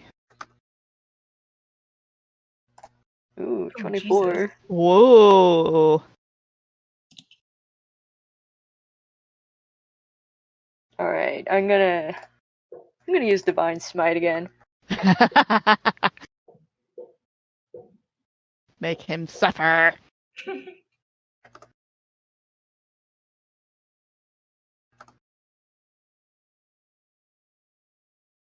18. Oh, you just one-shotted him. He went Nice. from standing there snarling and considering fratricide to just dead. Damn. Immediately. Rip bozo. He smited their head off. Just Yeah. Just He's standing there. clean He's kill. looking at his friends suspiciously, like, yeah, I don't know, maybe they're gonna try after me next. And then his head just tumbles off. Damn. Like one of those like scenes in thoughts, like an head gone. anime. Yes. Where, like split second, the head falls off. Yeah. There's like a flash of the sword and then thump. Yep. All right, Val, it's back to you now. Alright, I will be yet again trying to hit the one in front of me.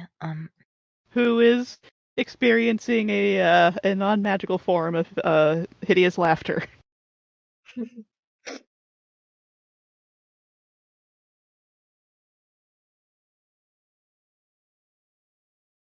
Oh, that's a hit.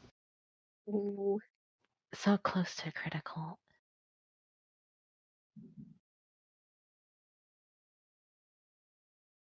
We got what We gotta get one eventually. Mm-hmm.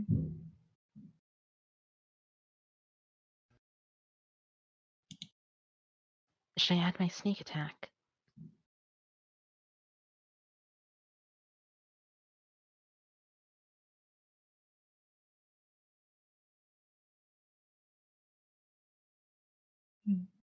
Oh, and not only did you hit him, but your blade just sank into his wide open, laughing maw, and he just goes,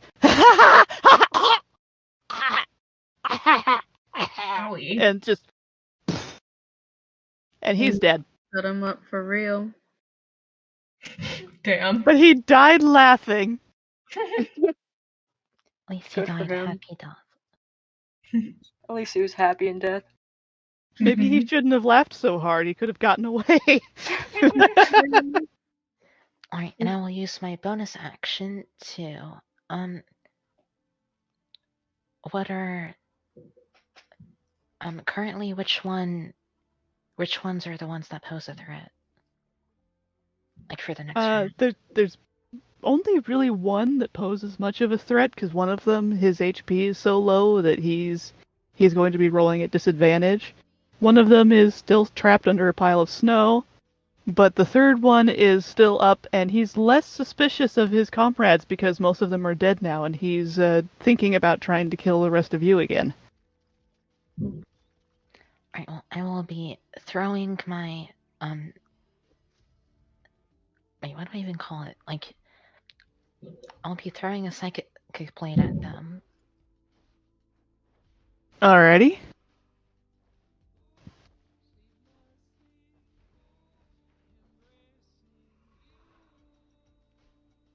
Alright, that hits.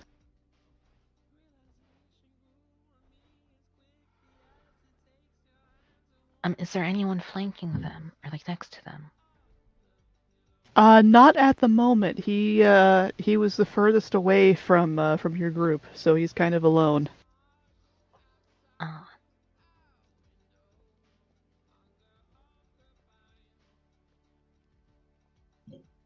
Well, 4 HP is 4 HP, and now he's looking kind of scared because he's just seen you take out a bunch of his friends, and seen you, as far as he's concerned, he thinks you caused some of them to turn on each other. So he's starting to think, maybe I don't want to fight you.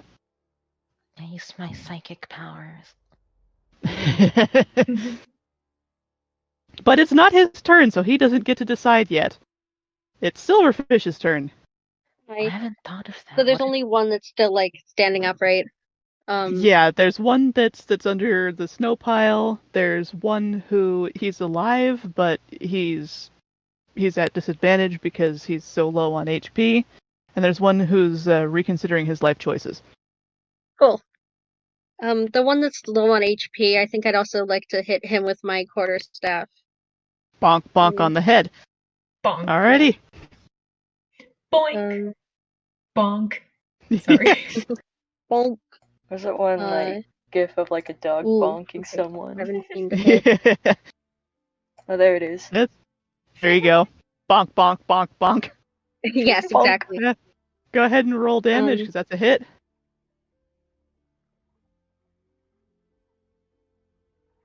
Bonk. Yeah, you bonked his brains out. He's dead. Bonk. Bonk. Bonk. Alright, so I I'm could do gonna something roll. really morbid, but I won't do that. Beating a dead jackalware is just in poor form. Well, I meant, never mind.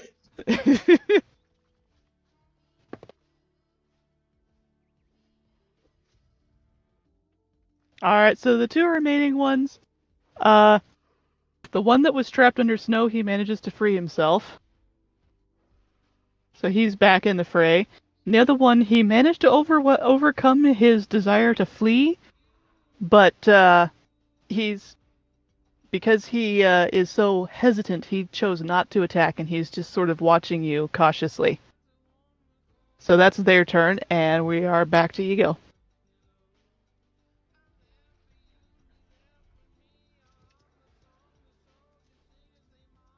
I'm going to chill touch on our only threatening one again. Okay.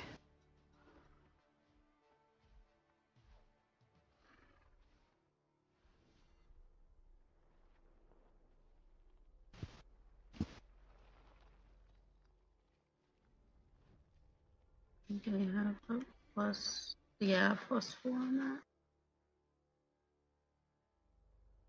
14. Nice, that hits. Alright, let's roll damage. 1, 2, +2. Yeah, we got 5 damage. Nice. Now he's reconsidering his life choices. Yeah, and he also has the skeletal claw on him. That's why he's looking at that Even going, more. you know, It's really worth it. looking at the claw attached to him, looking Like, at I his don't dead want to die. friends. Is anyone here skilled in intimidation? I Yes. am. But I'm And behind it's- the rock. It is Nimbus's turn. Okay. I do have a +2 in intimidation and a proficiency in it. So And I'm gonna say that they're at disadvantage to not be intimidated as well. okay. So You you want me to like try and scare that guy away? Yeah, demoralize That sounds them. like a good idea. Okay. Oh, I'd say I'm they're going to- already demoralized. Okay. So which ones are still alive? The one that was trapped under the pile of snow, and the one who was thinking that all his friends were traitors and is now considering running away. So I'm gonna turn to the second one and like kind of like bare my teeth at him and snarl, real scary like, and I'm gonna roll an intimidation check. Okay.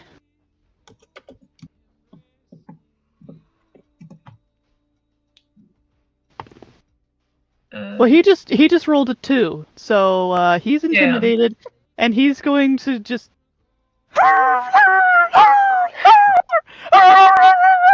and just run off into the snow, tail between his One legs. moment. So long. Bye. So long, farewell, auf Wiedersehen, adieu.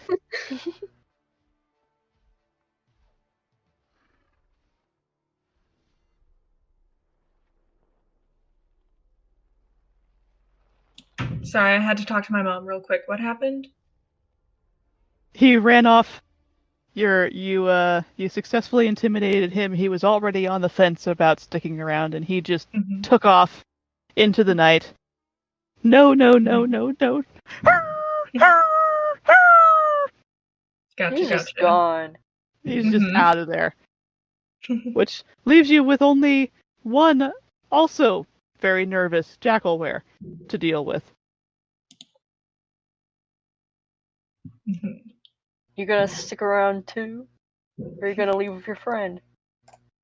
Whose turn is it now? It's Mars' turn now. Gotcha.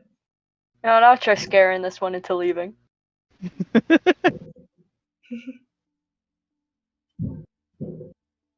Alright, so that's an intimidation check.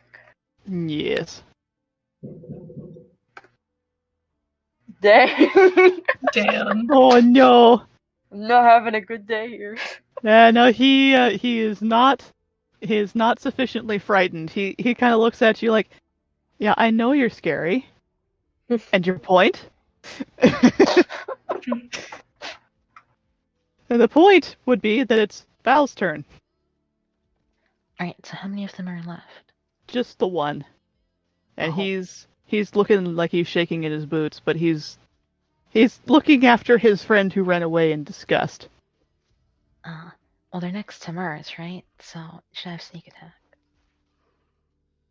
Yes, they would be closest to Mars at this point. And I don't know why, I just had this image in my head of a tiny little kobold popping up over the top of a dragonborn. That hits. Wait, if I climb onto the tallest dragonborn, will that count as high ground advantage? Yes. Yes, it will. Amazing. And just like climb onto my shoulders. I'll get advantage for every scenario. All of the sneak attacks. You're just gonna ride around on Mars' shoulders for the rest of the Yes. book. Shoulder kobold. Hey, if it works, it Yes. works. True.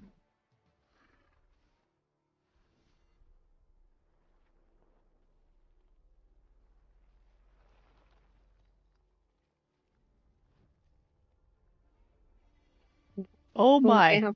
Damn. He is dead. You just sliced his face off. Oh Let's go wow. with that. You sliced his face off, Wow. Damn. and he is in his last moments. He thinks to himself, "Should have run away. Should have run away." And then, poof. And that is 9 Jackalwares dead, and 1 is running off with his tail between his legs to tell his friends to never, ever, ever mess with this group again. Yay. Yeah, go tell him. Can I like take one of the teeth of the one that bit me? Oh, I love that. Mm. Because as like a trophy. Yes. So, Yes, I love okay. that to add to the necklace. Yes.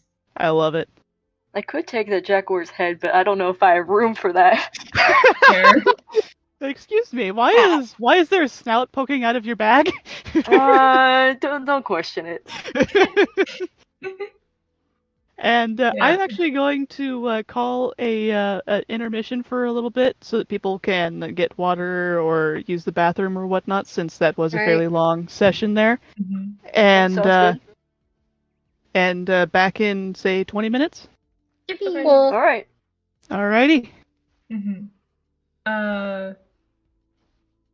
Okay. Yeah. Yeah. Oh yeah, I forgot that the mature panel is gonna be over text. So Ah, okay. Yeah. I need food. So go get food. yeah. When is the next panel? I think it's happening right now, actually. Oh, where? What? Let's see. It happens at So 8, I think. starting in 15 minutes. Mhm. What's the next panel? Is that the closing, or is it the 18 plus? The 18 plus is next, and then the closing ceremonies is in 3 hours, or I guess 2.25 hours. Mhm. Okay. The next thing's in 15 minutes? Yeah, the Draconic discussion, the 18 plus. Oh, okay. Where's that at? Which... It will be in the mature section. Oh, I don't think we have access to that. We're like verified in the servers linked to this. I didn't realize there was a mature section in this. Yeah, you could request the mature access in the help desk. I think you have to prove your age though. Yeah. I think we're verified in all of the off-season servers. Okay, then you'll probably be good then. Yeah, I have mature like in the spire, so I was just given the role. Yeah, that's what happened with me too. Yeah, same. All right, so I will be back. Enjoy the your intermission. Yep. Food. Tiny heads up, I gave you the mature role since I was here and overheard anyways.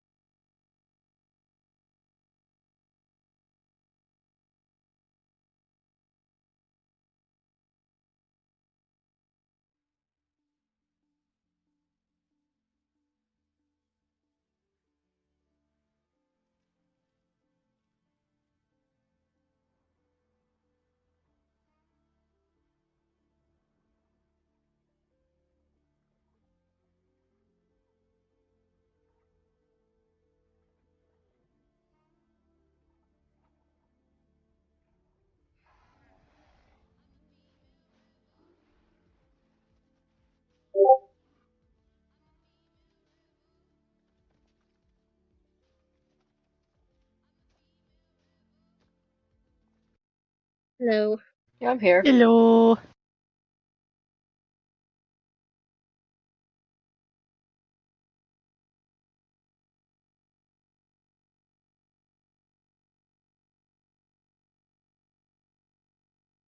I'm also here.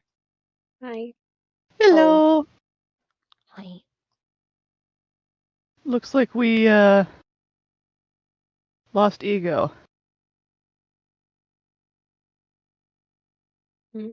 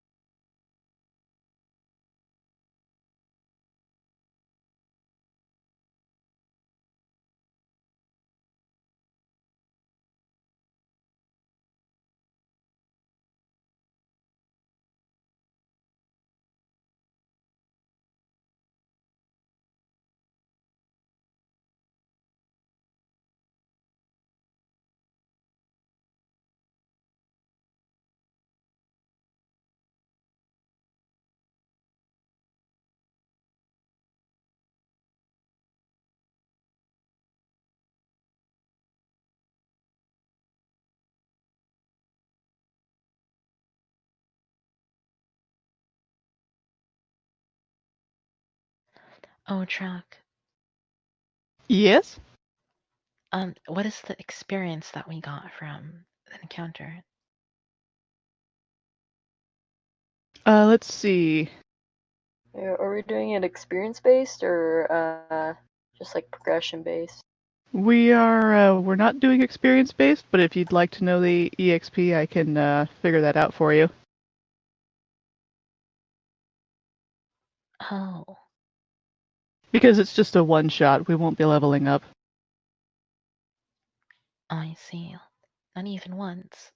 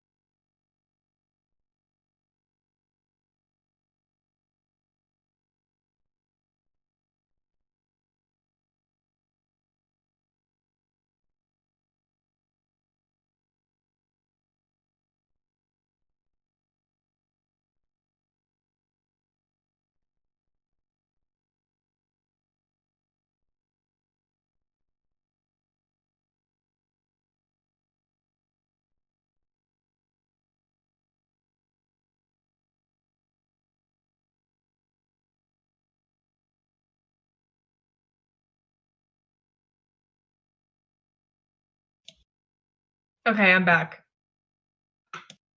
Welcome back. We're Hello. just waiting for one more person. Mm-hmm. Yeah, Ego stepped away from the stage presentation, so we'll need to get them back in as a speaker. Yeah. Mm-hmm.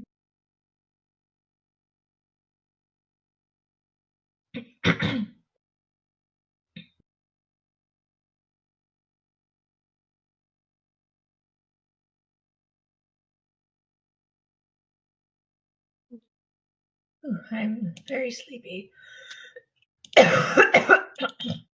But it is fuck. getting Sorry, I need some water. I'll be right back. okay. Die. Yeah, I went and got myself some water before I came back, and then it went down the wrong pipe, and I spent like 2 minutes coughing trying to clear it. I can't get back into the call while I'm still hacking and coughing. Ah! I had to put more ice cubes in my water.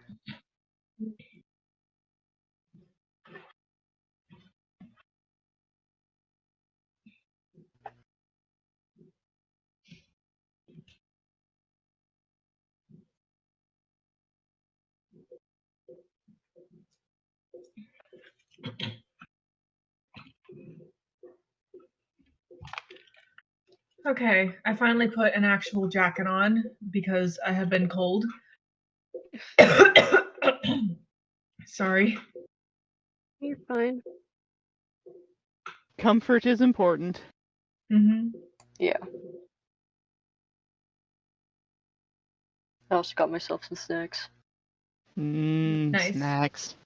Love having a little snack. Yeah. Snack's good. I always like to keep a stash on me. Fair.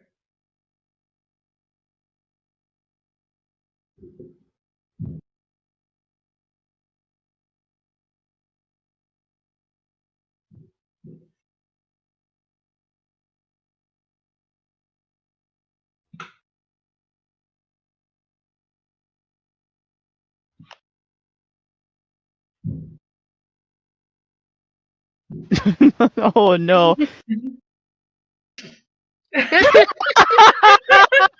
Damn it! Damn. You kind of set yourself up for that.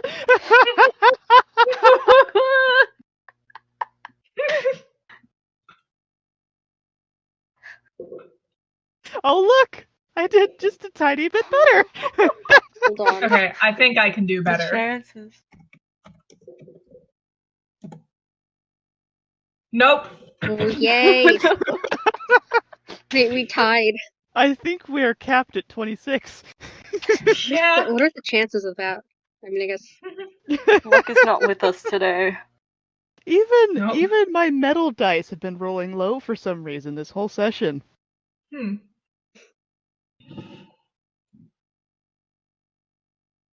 We got the New Year's D&D curse. Or the bot just hates us. Yeah. Oh my god. I don't even know what to make of that, to be honest. What number is that? But I think like That's the your dice like must be all encryption used up for this year. There's no more left. Like collectively, Oh, we don't have any left. It's yes, almost you're the end right. The dice gods for this year, they're recharging right now for next year. of they're asleep. Also, apologies for clearing my throat so much. It's okay. No, you're fine. Mm-hmm. My knuckles are I very really want to make my own crackly. server and add this dice bot just to. Just to mess with it. Yeah. Yeah, because I know it does a lot of other stuff besides rolling dice, but I haven't looked into it very much. Check. Play D&D over this group. I want to see what kind of features Dice it bot has. doxed you. Whoa. Full list of commands. I have a website for it. Okay, this is a lot. There's a lot of commands.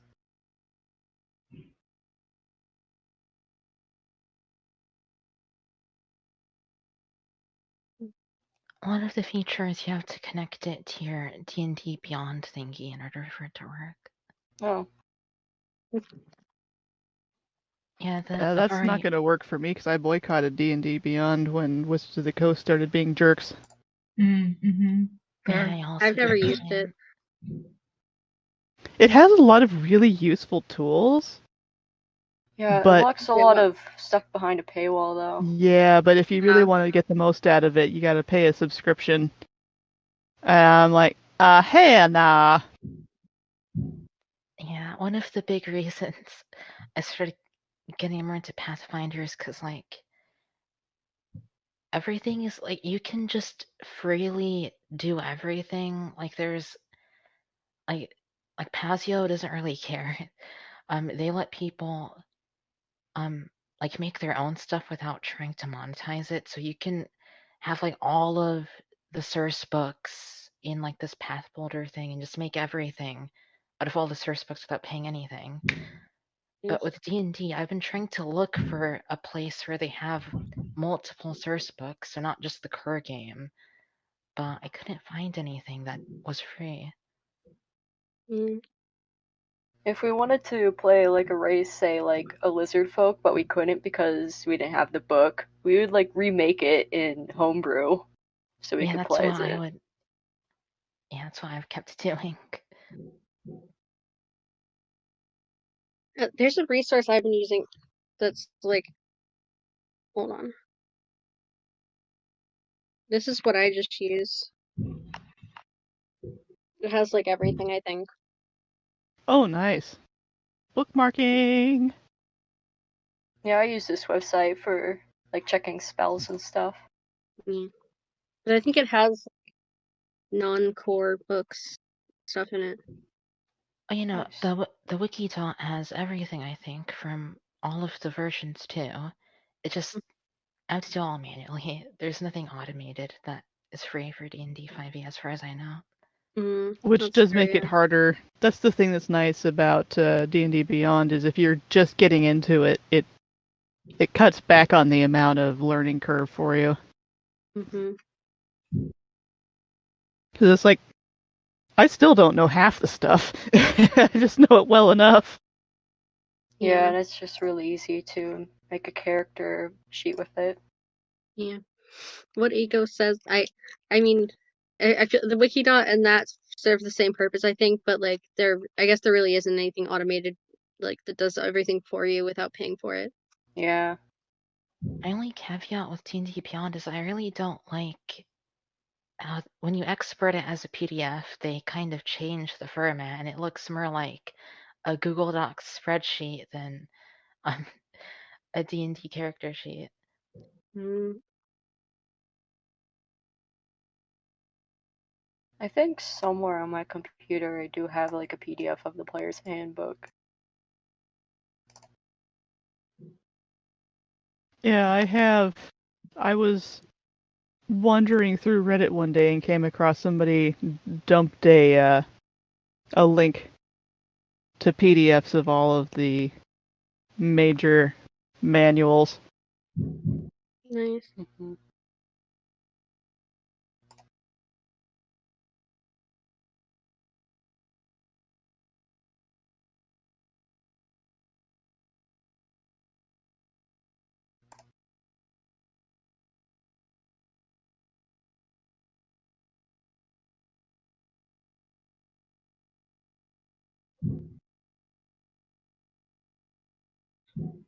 Yeah, I need to learn how to use Roll20 because I know it's got a lot of good stuff on there. And if I'm gonna keep DMing like this, I think it would be a good tool to have. Especially online.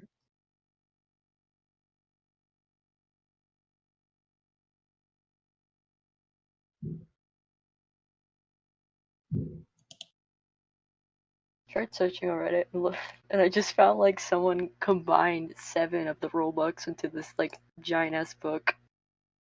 Damn. There Nice. is a subscription with Roll20 down.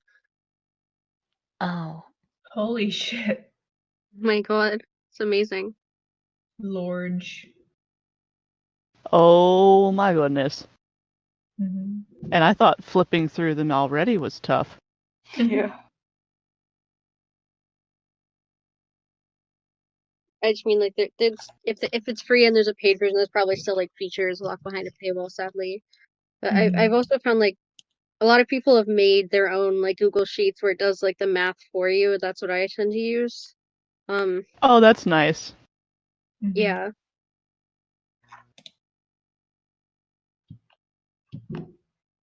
You still have to like find your own.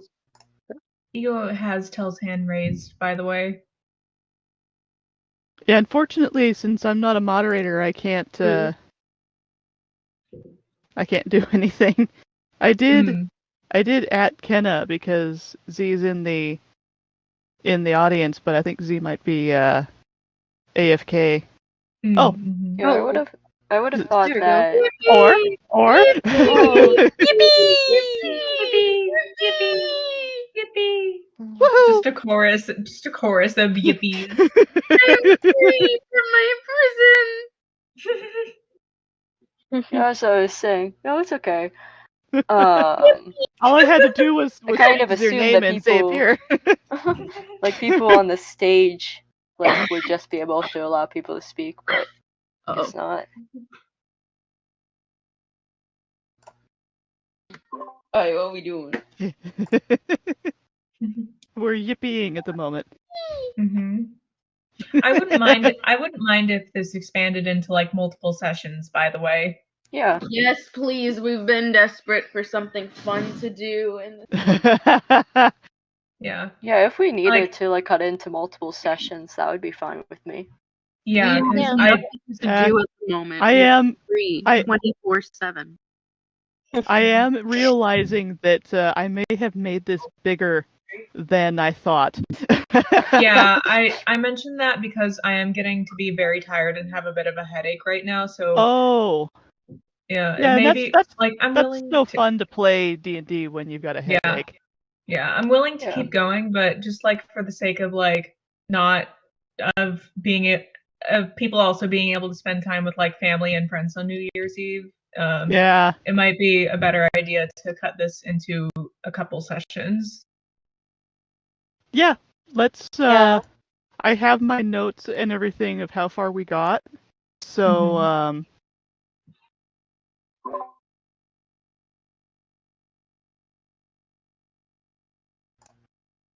I lost my train of thought there. Lovely. Fair.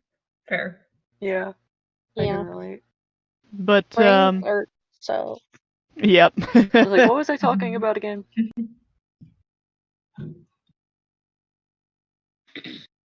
So yeah, we could definitely do another session. Yeah, I think I might have. Sorry, go ahead. No, you go ahead. No, you go ahead.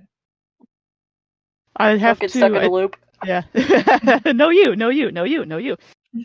I don't think we'd be able to do it on the summit.